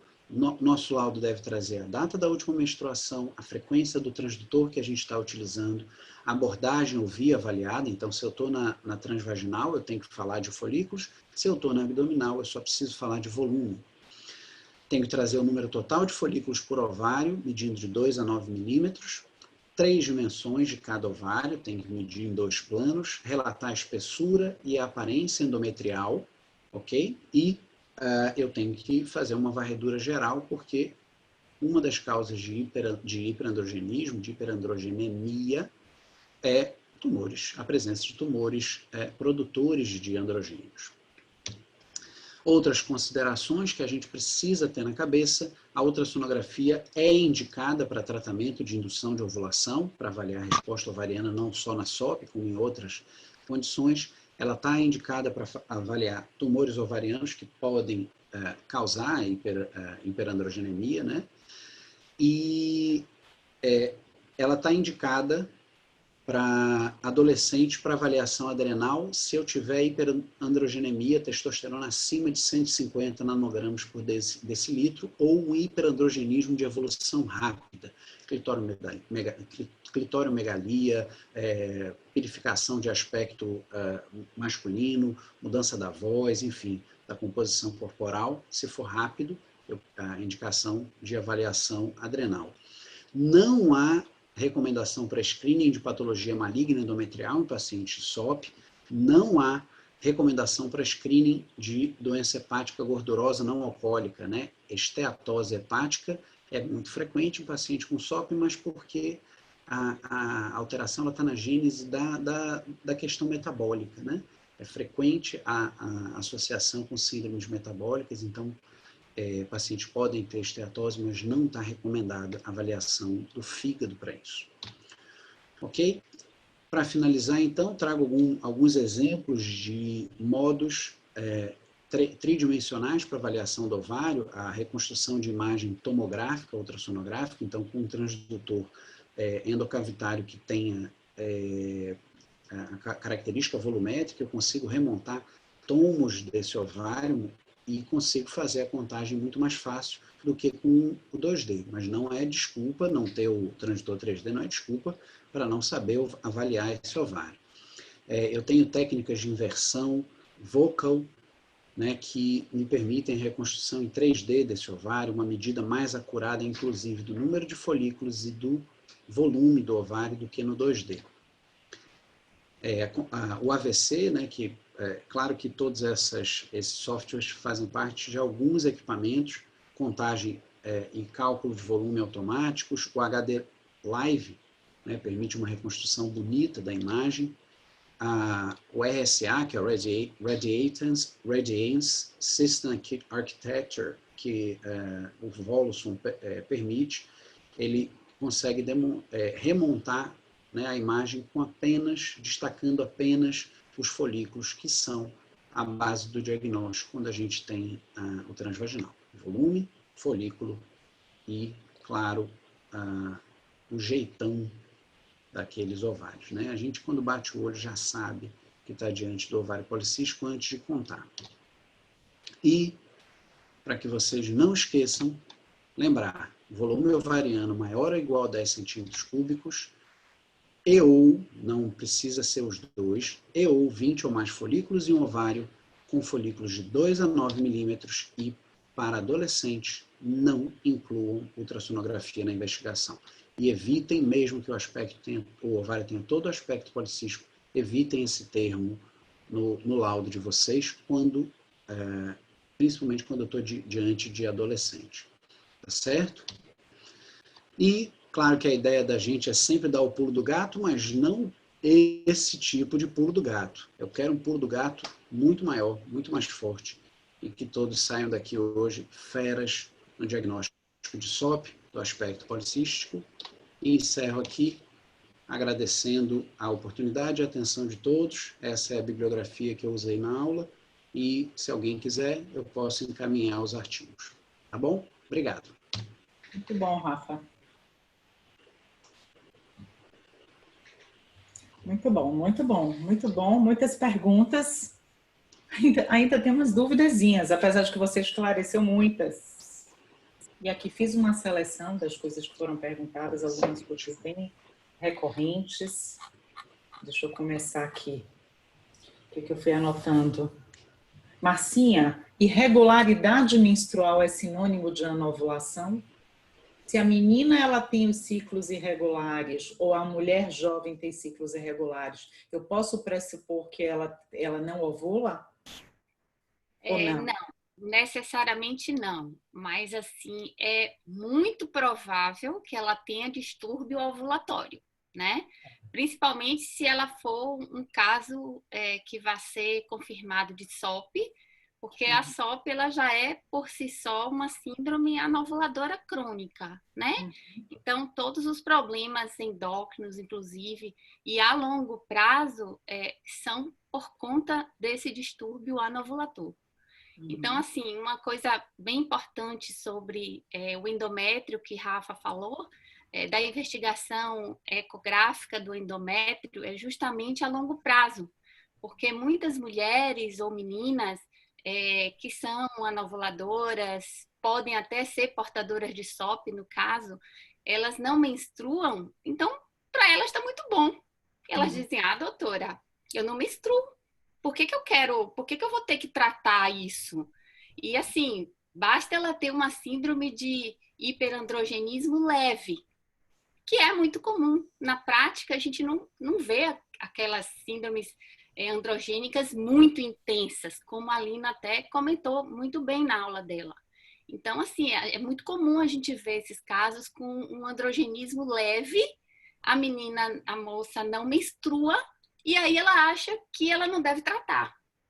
Mas a gente tem que convencer, igual a Rafa convenceu quase todo mundo aqui a virar radiologista, né? Com as imagens dele. Então, assim, a gente tem que convencer essa mulher que ela precisa tratar, porque ela pode evoluir para outros quadros mais importantes, assim, em termos até de comorbidade, como a Lina colocou. Então, maior risco de aumento da insulina, de resistência insulínica, de diabetes, até o próprio sobrepeso, que aí vem doença cardiovascular, além do aspecto também dos lipídios, né? E ainda tem os cânceres, câncer de endométrio, aí vem também o câncer de mama. Então, ela precisa tratar sim, não só porque ela não ovula, entendeu? Porque às vezes ela diz, mas se eu ficar sem menstruar, para mim tá ótimo. E assim, se ela não ovular, melhor ainda, né? Então, a pessoa que já está com vida sexual ativa, enfim. Na adolescência, a gente tem que ter um cuidado adicional com relação a isso, porque as meninas estão iniciando a vida sexual mais precoce. Então, muitas vezes, elas precisam também de uma contracepção, porque elas não têm normalmente esse ciclo regular, mas ela pode ter, eventualmente, umas ovulações, que a gente chama até de ovulações esporádicas mesmo, e que ela nem vai saber qual é o ciclo que ela vai ter. Então, preferencialmente, ela é uma anovuladora, mas ela pode ter em um ciclo ou outro uma ovulação esporádica. Aí é que vem o risco. Então, se ela estiver fazendo um tratamento que não envolva um anticoncepcional, por exemplo, seria a nossa primeira escolha? Sim, mas na adolescente, não. Na adolescente, a gente pode usar uma progesterona só, na segunda fase, até uma progesterona natural, se ela não tem um hirsutismo muito grave, enfim, até a gente confirmar o diagnóstico. Então, se essa menina estiver sexualmente ativa, a gente vai ter que se preocupar com a contracepção dela, porque senão ela pode engravidar. Aí ela vem um problema maior, que é a gravidez na adolescência. A SOP é uma doença com tratamento? Ou a SOP você dá pílula e você controla? Existe um tratamento efetivo? Porque assim, eu é uma dúvida. Eu digo assim, quando eu uso contraceptivo, eu estou tratando o que finalmente? Na verdade, com relação à SOP, a gente fala em primeira instância em um tratamento para controle da síndrome, né? De todas a doença metabólica que ela causa, né? Que ela é a base metabólica dela, então a gente controla essa base, regula esses hormônios endógenos e também a gente faz a prevenção. A gente faria prevenção de complicações no futuro, né? É uma dúvida que as pacientes ficam então eu vou economizar meus óvulos para eu engravidar depois, quando eu ficar mais velha? Não. Infelizmente, não é assim que funciona, né? Então, claro que quando a gente controla clinicamente, é um tipo de tratamento, né, Dani? Agora, sim, é um tratamento limitado, eu vou usar poucos meses, poucos anos e depois eu posso suspender e ficar de boa, como elas falam, né? Não, a gente tem que usar durante um período maior de tratamento. Por isso que tem que ter os cuidados que a Lina colocou, de escolher um anticoncepcional de baixa dose, que tem um menor risco tromboembólico, porque a gente sabe que quanto melhor o efeito antiandrogênico, maior o efeito trombogênico dele. Então, a gente tem que fazer uma escolha na balança, realmente. Se aquela mulher ela não é tão androgênica, a gente não deve escolher aquele de melhor efeito antiandrogênico, o top dos tops, porque esse dá mais trombose, ele vai ter um maior risco de trombose. E quando a gente for escolher ele, o tal que a Lina colocou, né, da ciproterona, a gente pode sim usar em alguns casos que a mulher seja muito androgênica, mas a gente vai usar pouco tempo, um tempo determinado, tipo 6 meses, máximo. Depois disso, a gente deve trocar para um de menor efeito trombogênico, que ela vai poder usar durante um tempo maior na vida dela. Então, não deixa de ser um tratamento, né? Mas é um tratamento extensivo, vamos dizer assim. Mas ela tem uma expectativa que ela vai ficar boa um dia ou ela não vai ficar boa um dia? Então, na verdade, a gente preconiza esse tratamento durante o período reprodutivo da mulher. Que enquanto ela pode ter as disfunções hormonais oriundas da síndrome. Quando ela está grávida, não. Aí ela está autoprotegida, inclusive de outras doenças, né? Endometriose, etc e tal.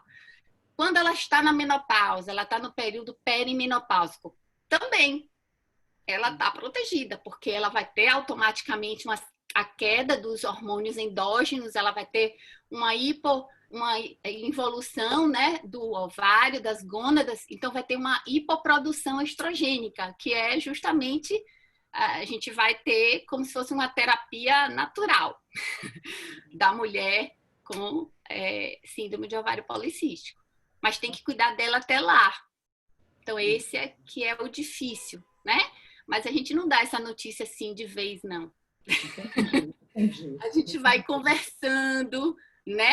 Porque primeiro tem algumas que não aceitam o tratamento porque elas não menstruam. Então é o desejo de todas as mulheres hoje em dia, né? De não menstruar, de não sangrar. Então, tanto que elas chegam lá, doutora, eu quero logo tirar esse útero porque ele só faz sangrar e me dá problema. Eu não quero. Eu digo, menina, não fale isso do seu útero. O útero é tão importante na vida de uma mulher, né? Então, tem tanta gente querendo um útero, né, em bom estado e não tem. Enfim, então a gente primeiro tem que convencer da importância do tratamento para depois a gente vir com a parte pior, que ela vai ter que tratar durante um período prolongado, para ela ter o controle realmente da doença, né? Então, Eu acho que essa é a parte mais difícil. Ainda. Dani, eu queria fazer um comentário aqui que eu acho que passou bastante aqui no chat enquanto Marcinha estava falando. É a pergunta que todo mundo quer saber, assim, pode curar, né? Você falou aí do uso prolongado e tudo. E eu queria só salientar que se a SOP estiver claramente associada à gênese, que é a resistência insulínica com obesidade, essa mulher pode sim, perdendo peso, mantendo o estilo de vida saudável, com atividade física, ela pode ter completa reversibilidade, tanto das alterações ovarianas, da alteração menstrual, restauração dos ciclos ovulatórios e da remissão dos caracteres de hiperandrogenismo. O grande problema é conseguir ter MEVs que mantenham o peso perdido a longo prazo. Mas que é possível sim, né? Que é muito difícil, mas é possível. Eu estou vendo aqui os comentários no chat, mudança de estilo de vida, sim, mudança de estilo de vida. É o principal. Mudança de estilo de vida é tudo, né? Paciente no climatério ainda tem indicação de se tiver sinais de hirsutismo, de hiperandrogenismo, e ainda tiver sinais laboratoriais, ainda existe, eu posso deixar essa paciente ou eu devo tratar essa paciente com 45, 46 anos? Alina, aí Alina. Eu fiquei esperando a Marcinha falar. Agora você. Ah, tá certo. Estava olhando para a Marcinha, esperando ela falar, porque eu pensei que era alguma coisa relacionada à parte clínica. Mais uma vez, como Marcinha falou, é um tratamento prolongado. É muito difícil as pacientes chegarem nessa faixa etária e ainda terem alterações tão significativas, mesmo porque nessa faixa etária começam a se somar algumas dúvidas. Se a irregularidade menstrual ela está correspondendo a todo o período de menacme, onde a paciente teve o diagnóstico de síndrome de ovários policísticos, ou ela está agora entrando no climatério. E isso se confunde porque vamos ter alterações hormonais, teremos alterações da regularidade menstrual, teremos anovulação. Então, o diagnóstico fica realmente difícil. Mas enquanto não é possível dar o diagnóstico e a mudança de estilo de vida não regularizou as alterações, para evitar as complicações, ela deve ficar sob tratamento. Lembrando que se acumulam com a idade outros fatores de risco e a qualquer momento é preciso questionar a continuidade do uso do anticoncepcional para evitar as complicações relacionadas. Rafa, várias perguntas aqui para você. Desbloqueia aí, porque agora você vai ser bombardeado. Bora lá, me ajuda, hein? Bora lá. Olha só, não, vou ver. A paciente vai lá no consultório de Márcia. A mãe leva a menininha de 10 anos, está com cheirinho debaixo do braço, vai Onelo e Alina. Aí ela quer dar uma avaliada, né? Ela vai pedir primeira consulta. E aí você olha, ela tem 10 anos. É aquele ovário com 11 centímetros cúbicos. Não tem 20 folículos. Você vai falar o que na conclusão desse áudio? Ela tem 10 anos. Bom, vamos lá. Pessoal, primeiro, vamos lembrar dos termos. Então, ovário policístico tem que ter, são 3 critérios. Primeiro é ou, depois é obrigatório. Eu tenho mais de 10 ou mais centímetros cúbicos, eu tenho 20 ou mais folículos entre 2 e 9 milímetros. Se eu estiver usando via abdominal, esses são os critérios. Se eu estiver usando via transvaginal. Se eu estiver usando via abdominal, o único critério é o volume ovariano. Adolescente, provavelmente, a gente vai estar fazendo a avaliação do volume. E eu não vou estar muito olhando. Pois é. Então, pessoal, o termo multifolicular, que surge lá na década de 80, ele ajuda a gente a fugir do termo ovário policístico, onde eu posso dizer que ele é multifolicular, mesmo que eu não veja tão bem quantos folículos são, e não uso o estigma do policístico no meu laudo. Mas eu, Rafael, então é o Rafa Hades, né? Eu desenvolvi uma técnica de ultrassonografia muito boa, que serve para quase tudo, que é o seguinte: na ultrassonografia, a ultrassonografia é a arte de fingir que não viu. A gente não pode fingir que viu. Fingir que não viu faz parte. Então, nesse laudo, eu não escrevo, né, concluindo, eu não escrevo sobre o aspecto desse ovário e tento, e entendo que para uma adolescente é normal ter um ovário maior mesmo. E se ele se apresentar multifolicular, eu vou utilizar a minha máxima, é hora de fingir que não viu. Finjam que não viram, para não criar mais problema do que ajudar. A função da imagem é ajudar. Se atrapalhar, a gente está fugindo da nossa função primordial. E aí teve uma pessoa que perguntou assim, você acha então que não deve colocar, que está na periferia, coisa e tal? Você já falou não. Que falar de estroma, falar de periferia, não. Você acha que vale a pena botar no corpo do laudo que os ovários têm aspecto multifolicular e concluir como normal para a faixa etária? Ou você acha que é melhor ignorar total? Dani, a gente sempre vai ter um do lado, vizinho da clínica da esquina, que vai colocar. Então, ele vai... Muitas pessoas vão dizer assim, olha, aquele doutor não viu, ele é ruim, ó. O aparelho dele é ruim, ele não viu. Então, você não acha, então, que pelo menos a gente coloca que existem bilateralmente vários folículos e na conclusão a gente põe que é adequada a faixa etária? Não sei, estou perguntando a você, e aí? Eu vou redirecionar a pergunta para a doutora Márcia, e a pergunta agora é outra. A pergunta é, doutora Márcia, você quer isso no seu laudo? Eu imaginei que você fosse voltar a pergunta para mim. Um pepino dele. E aí, bota ou não bota nada?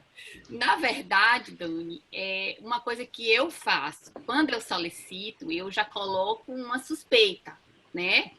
Se a gente tem uma parceria maior, eu acho bem importante você colocar, referenciar o colega, né, que já tem experiência nisso, para não ir em qualquer lugar. E é uma coisa frequente, o paciente pergunta muito, a mãe do paciente, no caso, pergunta muito, doutora, a senhora indica alguém para fazer?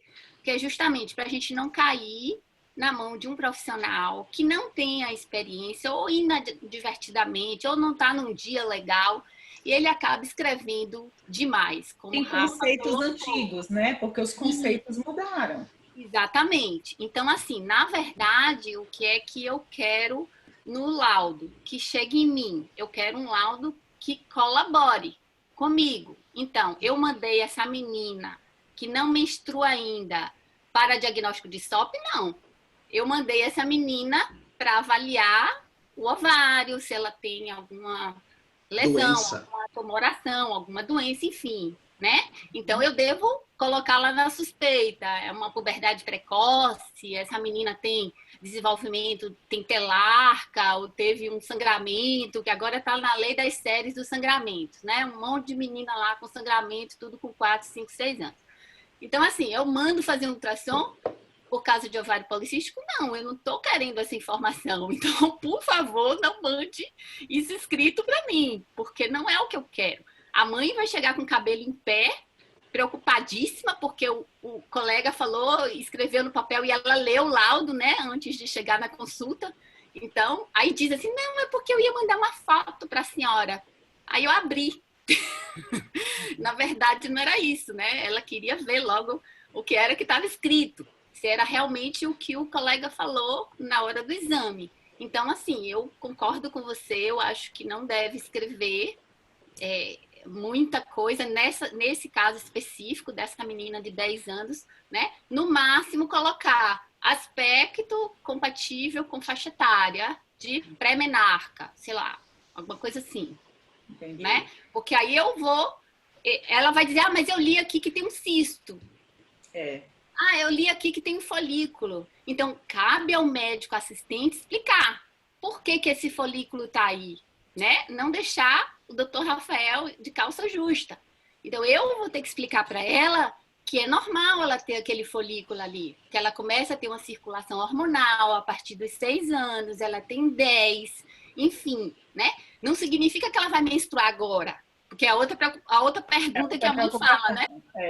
Então ela vai menstruar amanhã, porque o doutor Rafael viu esse folículo, então ela já vai menstruar, Não vai menstruar. Então, é o médico assistente que tem que explicar de acordo com o exame físico. Então, eu acho que o dado ultrassonográfico que nós clínicos queremos, né, é esse, e a endócrino também, né, porque ela vai precisar desse aspecto também que ajude no acompanhamento clínico dessa paciente. Então, eu acho que o que adiciona é compatível com a idade. Se ele viu alguma coisa diferente, no máximo, até ligar para o colega, olha, você mandou aqui uma criança, tem aqui um aspecto esquisitíssimo, diferente, enfim, que não era esperado para a idade, mas escrever isso no laudo, acho que não. Vai assustar e a família vai ser um desastre.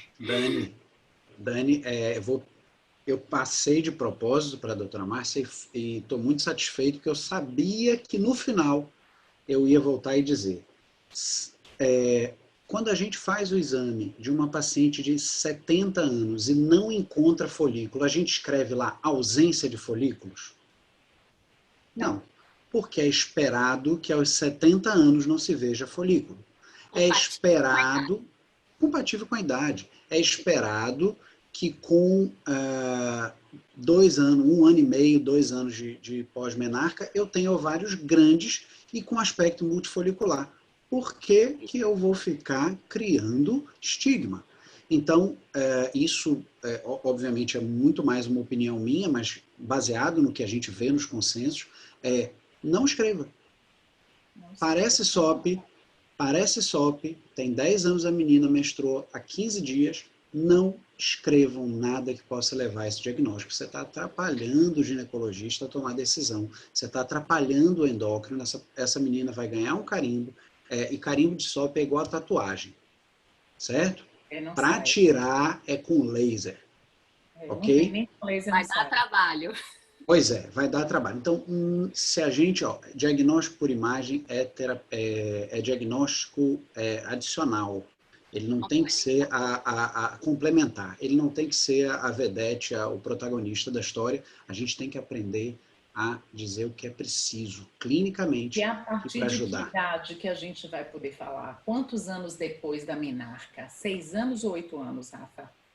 Pelo consenso de Roterdã, revisto agora, 8 anos. 8 anos eu encosto o transdutor pensando em procurar aspecto policístico. Com 12, eu só vou poder falar isso com 20 anos. Pelo aspecto, porque assim, entre 2 e 8 anos... O diagnóstico clínico vai ter, mas no ultrassom, até 20 anos, eu não posso falar. É esperado que os ovários sejam multifoliculares.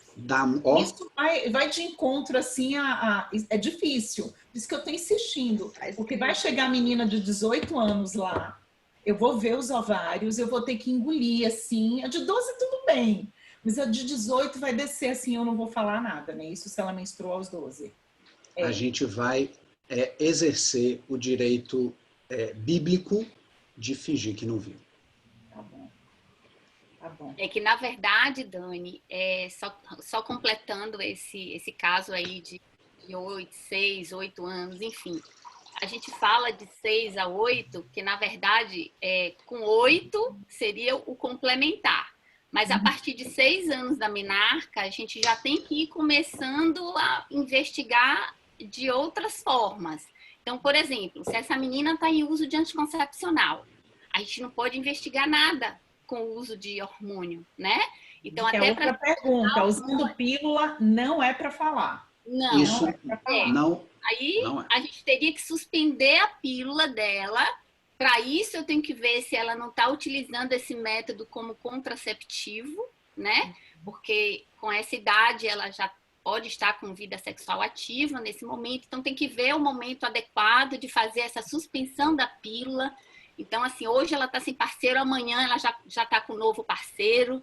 É uma coisa muito difícil com o adolescente. Então, tem que ter um planejamento que, às vezes, 2 anos é pouco para a gente conseguir planejar alguma coisa com o adolescente, porque é uma turminha que muda muito rápido de tudo, de atitude, diversão. Enfim, você tem adolescente em casa, eu também, então é uma coisa difícil. A gente tem que começar um planejamento assim com 2 anos a 3 de antecedência, já pensando em Rafael daqui a 3 anos, enfim. Então, a gente já começa 2 anos antes a pensar, já conversar com ela, já fazer aqueles combinados, né? Que nem gostam mais que a gente chame de combinado, que diz que é coisa de criança. Então, a gente já tem que começando a fazer isso com antecedência, porque tudo tem que ser planejado. Porque senão vem uma gravidez aí inadvertida. Ah, a senhora que suspendeu meu remédio, disse que é para investigar alguma coisa aí, e aí arranjei o namorado, pronto. Então, né, a gente tem que começar esse planejamento com 6 anos de menarca para ir para Rafael com 8, segundo o consenso. E uso de metformina? Então, usando pílula, eu não vou falar. E se ela está usando metformina? Se está usando glifágio? Não falo também nada. Não. Na não. minha. Pode. Ah, sim. Na imagem? Na imagem. Na imagem ou no... Na imagem. Na imagem eu não falo nada. Está usando metformina. Ela não está usando pílula, essa menina. Ela está usando glifágio. A Lina disse que ela ia usar o glifágio, que ela estava gordinha, vai emagrecer, vai fazer atividade física, jogar baleado, pular corda, bola tá elástico no pescoço e vai usar glifágio. E aí, na verdade, ela não tem o diagnóstico fechado, né? Essa paciente não fechou o diagnóstico de SOP. Está usando glifágio para a primeira consulta, está avaliando. Gordinha, mas está com acne, e aí vai sair lá, vai fazer as mudanças, deu uma alteração, e ela pediu um ultrassom para dar uma avaliada na pelve da menina, que é meio irregular, e aí passou metformina. Aí vamos fazer o metformina, e chega lá para fazer o ultrassom. O ovário está grande, mas ela não tem 6 anos que ela teve, ela tem 15 anos, 16 anos. É que esse é o caminho, esse é o outro caminho. Com a metformina.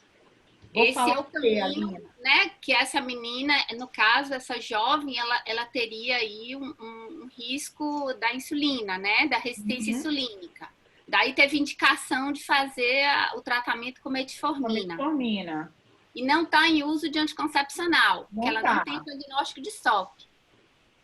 Mas se ela tiver os trabalhos, Dani, os trabalhos que comparam o uso da metformina versus placebo, ou uso da metformina associado a mudança de estilo de vida versus placebo, eles mostram, assim, a discreta redução de peso, mas alterações relacionadas aos andrógenos e regularização do ciclo menstrual é muito difícil. A não ser que venha acompanhado realmente de perda de peso. Então, sob o ponto de vista de imagem, não é esperado que o uso da metformina vá alterar a avaliação e o que será encontrado na imagem, como, por exemplo, acontece com o anticoncepcional oral. O anticoncepcional oral é potente na regularização do ciclo e também na supressão da formação dos folículos. Então, a imagem vai ficar completamente alterada no ACO. Mas para a metformina, não. A imagem não vai ter nenhuma mudança significativa. Pode ser avaliada, chegar à conclusão que precisar, escrita ou não, mas não vai confundir. Nesse caso seu aí hipotético, na verdade está muito invertida, né? A forma de investigação, não completou a investigação, não chegou a um diagnóstico, e aí já introduziu uma medicação, a gente vê isso muito na prática. Muitas vezes com anticoncepcional, metformina, antiandrogênico, a tríade junta, mesmo com o diagnóstico ainda não fechado, não firmado. Eu tenho esses casos porque, assim, por insistência da família, não querem introduzir a hormonioterapia. Claro, exatamente. Aí a mãe fala, olha, não quero, doutora. A gente fala que a primeira opção tem forte suspeita de ter SOP, que a gente sabe que na adolescência a gente não tem realmente como fechar o diagnóstico, mas a gente fala, olha, tem forte suspeita. Então, temos que corrigir o ciclo. Não pode ficar assim com esse ciclo irregular, tem que corrigir o hirsutismo. Então, o melhor tratamento é hormonal. Ah, não quero. Aí, nos casos que a menina tem o sobrepeso, não tem vida sexual, porque a gente também convence pela vida sexual, né? Muitas vezes.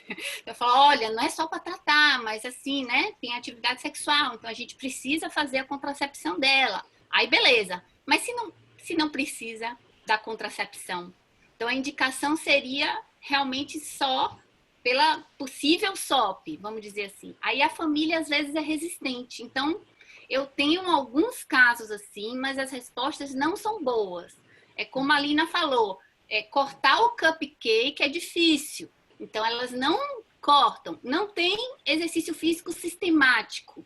Não é nem, eu vejo que não é nem muito assim a questão alimentar, mas é uma associação de fatores, porque a mudança de qualidade de vida não é só mudar o alimento, é você ter atividade física regular, é mudar a alimentação, é fazer toda uma mudança de vida mesmo, né, dela. Então, isso é muito difícil para uma adolescente que come muito fast food, come muito na rua, enfim, é muito difícil. Então, os resultados não são bons quando a gente não associa o tratamento hormonal com a metformina, viu? Aí eu acabo, nesses casos, em um segundo momento, eu consigo convencer e associo o tratamento com anticoncepcional. Aí vai cair na mesma situação da primeira paciente, né? Que o ultrassom vai ficar alterado, a gente não tem que suspender, né? Pelo menos aí uns 3 meses, eu diria, para fazer avaliação hormonal e ecográfica. E ecográfica também. Rafa, se ovular ou tiver um folículo maior que 10 milímetros, não pode falar, então. A menina tem 18 anos, tem uma moça de 20 anos que vem fazer. Aí você aborta o exame e manda ela voltar no outro ciclo. Tem data certa para fazer essa pesquisa de SOP por ultrassom? Tem uma fase do ciclo certa para fazer ou não? Ela chega lá qualquer dia e eu vou olhar.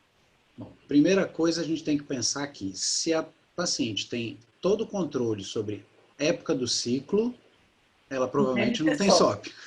Tá. Ótimo! Não deve ter SOP. Tá bom. Mas tem acne que vai fazer desconta. Ela já leu na internet. Ela Google. Ai, acne, não sei o que mais. A pele oleosa, eu tenho SOP. Ela já chega lá dizendo que tem. Autoestigmatização é bem frequente. E aí, qual é a questão nesse caso? A gente chama de SOP, mas é igual a história do átomo, né? O termo tornou-se clássico e a gente vai usar para sempre porque é fácil falar SOP e é muito difícil falar síndrome anovulatória hiperandrogênica, é enorme. Então o SOP ele já está consagrado. Quando a paciente chega para fazer o exame e eu encontro sinais de anovulação, é difícil eu pensar que essa paciente tenha ovulação. Não é isso? Se a paciente vê, se eu estou pesquisando sinais de ovulação, de anovulação, e eu encontro ovulação, eu não estou autorizado, mesmo que todas as outras características estejam presentes, eu não estou autorizado a bater o martelo. Então, por exemplo, mesmo você precisando apenas de um ovário alterado, quando você avalia as características daquele ovário e ele tem o padrão policístico, você não pode parar o exame aí. Você tem que olhar o outro, não só para confirmar essas informações, que não são necessárias, mas para confirmar que não tem um corpo lúteo do outro lado. Porque corpo lúteo é um sinal inequívoco de ovulação e qualquer coisa que marque ovulação não deve ser utilizada, não deve permitir o diagnóstico de uma síndrome anovulatória. E aí vem o outro lado. Eu espero um outro ciclo, ou seja, ela menstrua e depois da próxima menstruação, pode ser daqui a 3 meses, ela teve aquela ovulação do ano naquele mês, mas eu vou esperar a próxima menstruação, inicio um novo ciclo e eu vou fazer novamente essa avaliação. Se tiver sinal de ovulação novamente, eu paro por aí e não vou mais falar em SOP. Lembrando que clinicamente, as doutoras vão falar muito melhor do que eu isso, clinicamente eu não preciso dos 3 critérios para falar em síndrome de ovário policístico. Né? Isso é para tirar de cima do muro aquela que só tem um dos 2 critérios, anovulação e hiperandrogenismo, né? Uma das duas, e aí eu vou bater o martelo para dar o segundo critério para poder a gente falar. Então, quem já tem os 2, ultrassom não adianta tanto nesse sentido, claro, e para aquela que só tem um, quando eu encontrar sinal de ovulação 2 vezes, espera aí, vá procurar outro motivo para esse cabelo que está crescendo demais em lugar errado. Outra coisa, esse tamanho de 10 centímetros cúbicos, isso me incomoda, porque dependendo da fase do ciclo, o ovário cresce acima de 10 centímetros cúbicos. Isso não é incomum, inclusive numa mulher jovem. Então, assim, vai que um dá 10,8, outro dá 11,2. Eu digo, numa mulher que tem exutismo, entendeu? Que precisa do meu critério ultrassonográfico para a gente fechar. Eu digo, como é que eu vou falar isso? Dani, o que mais faz o ovário crescer no ciclo é o folículo. Então, se o ovário tem 10,8 por causa de um folículo dominante, está resolvido o problema. Outra coisa também é que essa paciente que chegou ali com os ovários um pouquinho maiores, se eles não têm os critérios de 20 ou mais folículos de 2 a 9 milímetros, né? E não tem mais nada para eu pensar em SOP, é mais uma segunda vez que eu vou exercer o meu direito constitucional e bíblico de fingir que eu não vi, certo? Dá muita coceira, dá muita vontade de falar, mas assim, resistam, colegas imaginologistas, porque vocês estão salvando algumas vidas aí. Aí tem uma pessoa que botou aqui, doutora Alina, os fenótipos de SOP ainda são utilizados? Na realidade, essa é uma classificação antiga, né? No consenso a gente não vê mais a referência a esse nome histórico. E a gente vê que existe uma classificação que considera androgenismo, aspecto fenotípico dos ovários e também a irregularidade menstrual, que eu não sei se a pessoa está se referindo às síndromes do tipo 1 ou tipo 2 ou fenótipo ABCD, não sei se foi isso. Se for o fenótipo, não colocou, né? Se for o fenótipo ABCD, existe sim essa classificação, mas ela não encontra nenhuma correlação nem prognóstica, nem indica ou modifica tratamento, seria apenas para poder configurar que existe a associação de a alteração androgênica, fenotípica e física. Então, ultrassonográfica. Então, não traz não há nenhuma recomendação de se usar para poder modificar a forma de tratamento ou dizer se vai ser pior ou melhor quanto a comorbidades. Isso está bem escrito lá no consenso. Deixa eu ver mais se tem alguma coisa aqui. Se ovular, então não fala. Se folículo acima de 10 milímetros, não fala. Repete no outro ciclo. Se for unilateral, fala, né, Rafa? Se você tiver um ovário acima de 10, eu posso falar. Se tiver mais do que 8 anos, eu tenho que marcar esse negócio. Mais do que 8 anos do que a menarca. Mais do que 8 anos do que a menarca. A data da última menstruação realmente tem que estar no laudo, né? Isso aí também faz toda a diferença, porque... Isso. Não dá para fazer exame sem perguntar determinadas coisinhas. Aquele exame rapidinho morreu, não tem jeito.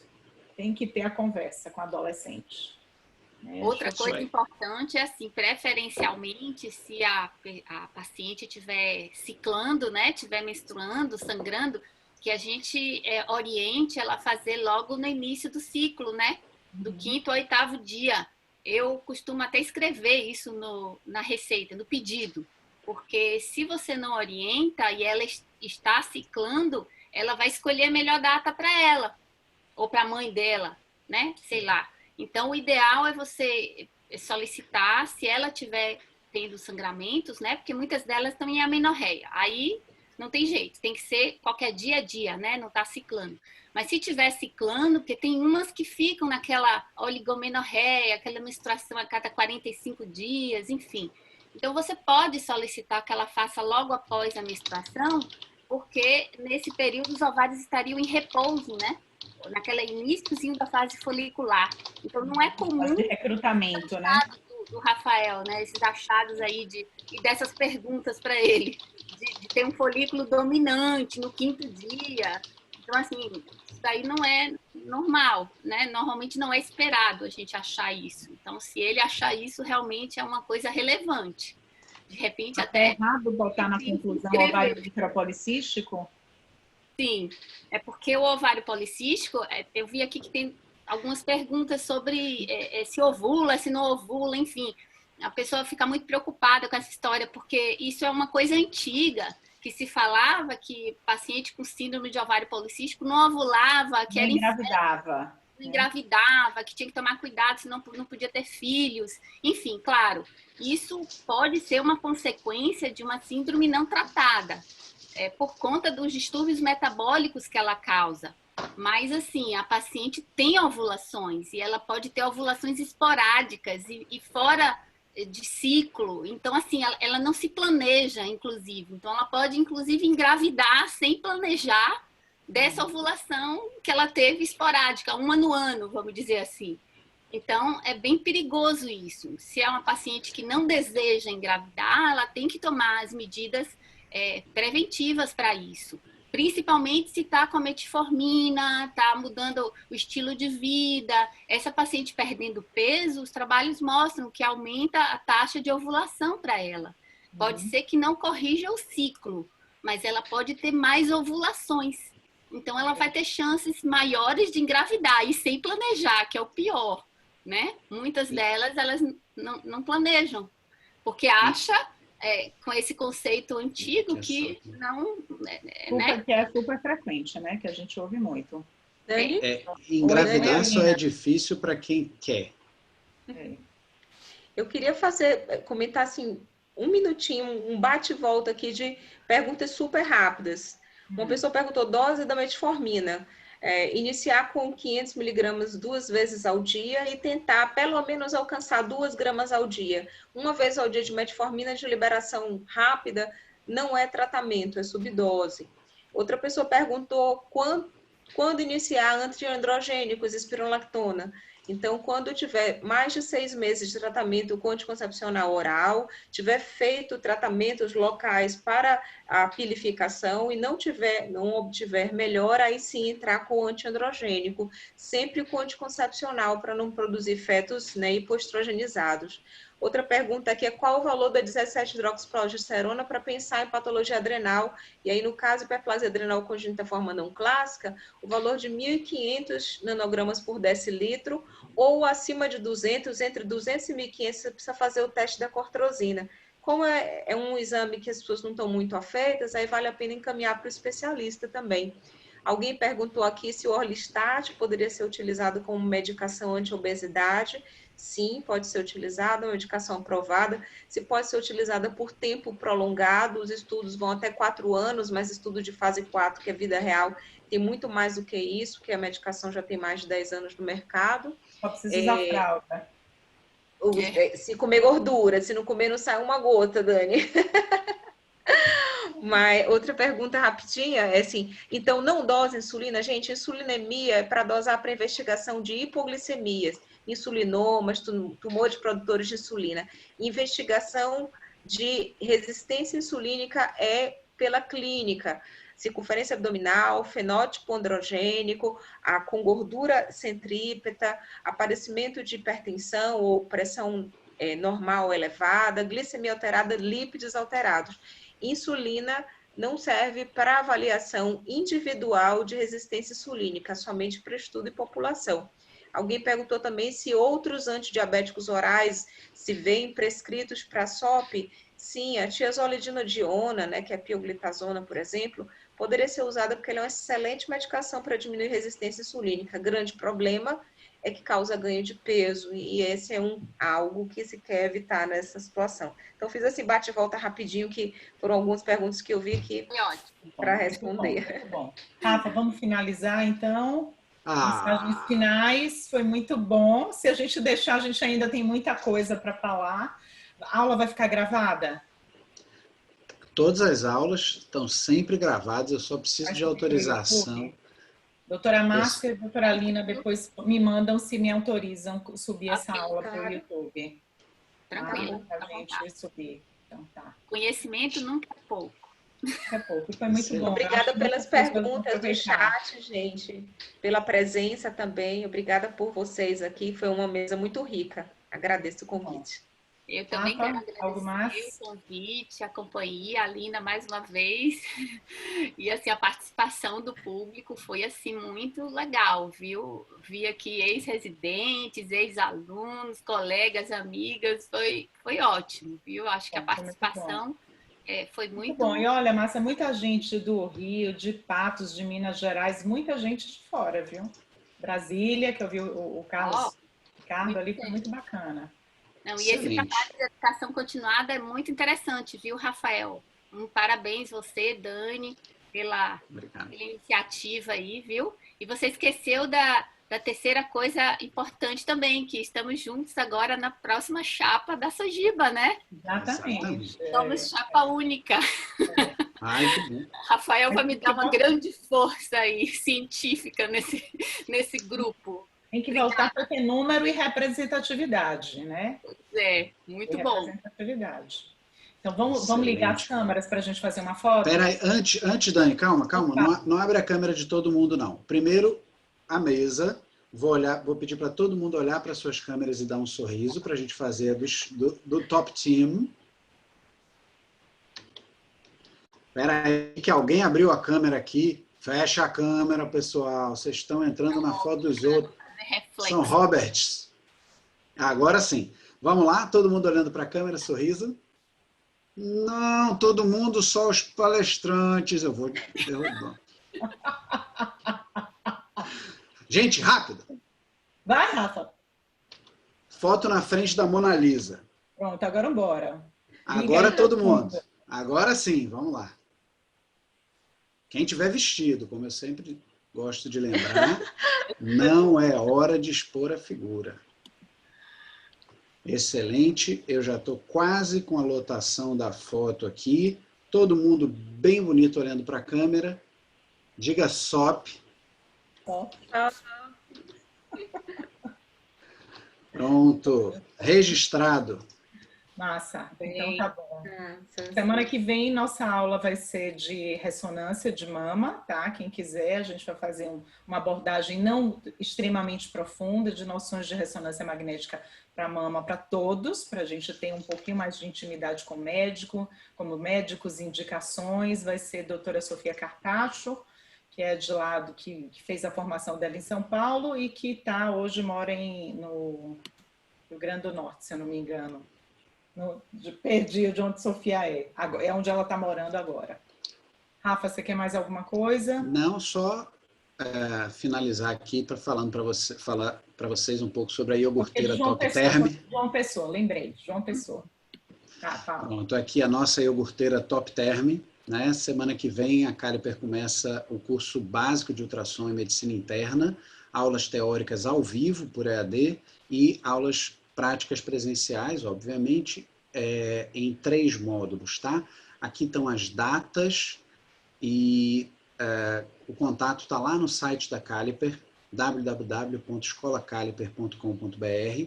Os interessados podem fazer apenas o curso EAD, não está obrigado a fazer o curso completo, não. Quem tiver interesse no curso completo, estiver na Bahia ou por perto, a gente vai ter muito prazer em recebê-los. Certo? Só isso. Tá bom. Obrigada. Márcia e Alina, obrigado. Obrigada, Alina. Muito obrigada. Agradeço, Rafa, gente. Obrigada, Muito prazer, viu? Obrigado, Dani. Boa noite a todos. Obrigada. Boa noite. Boa noite. Tchau, tchau, gente.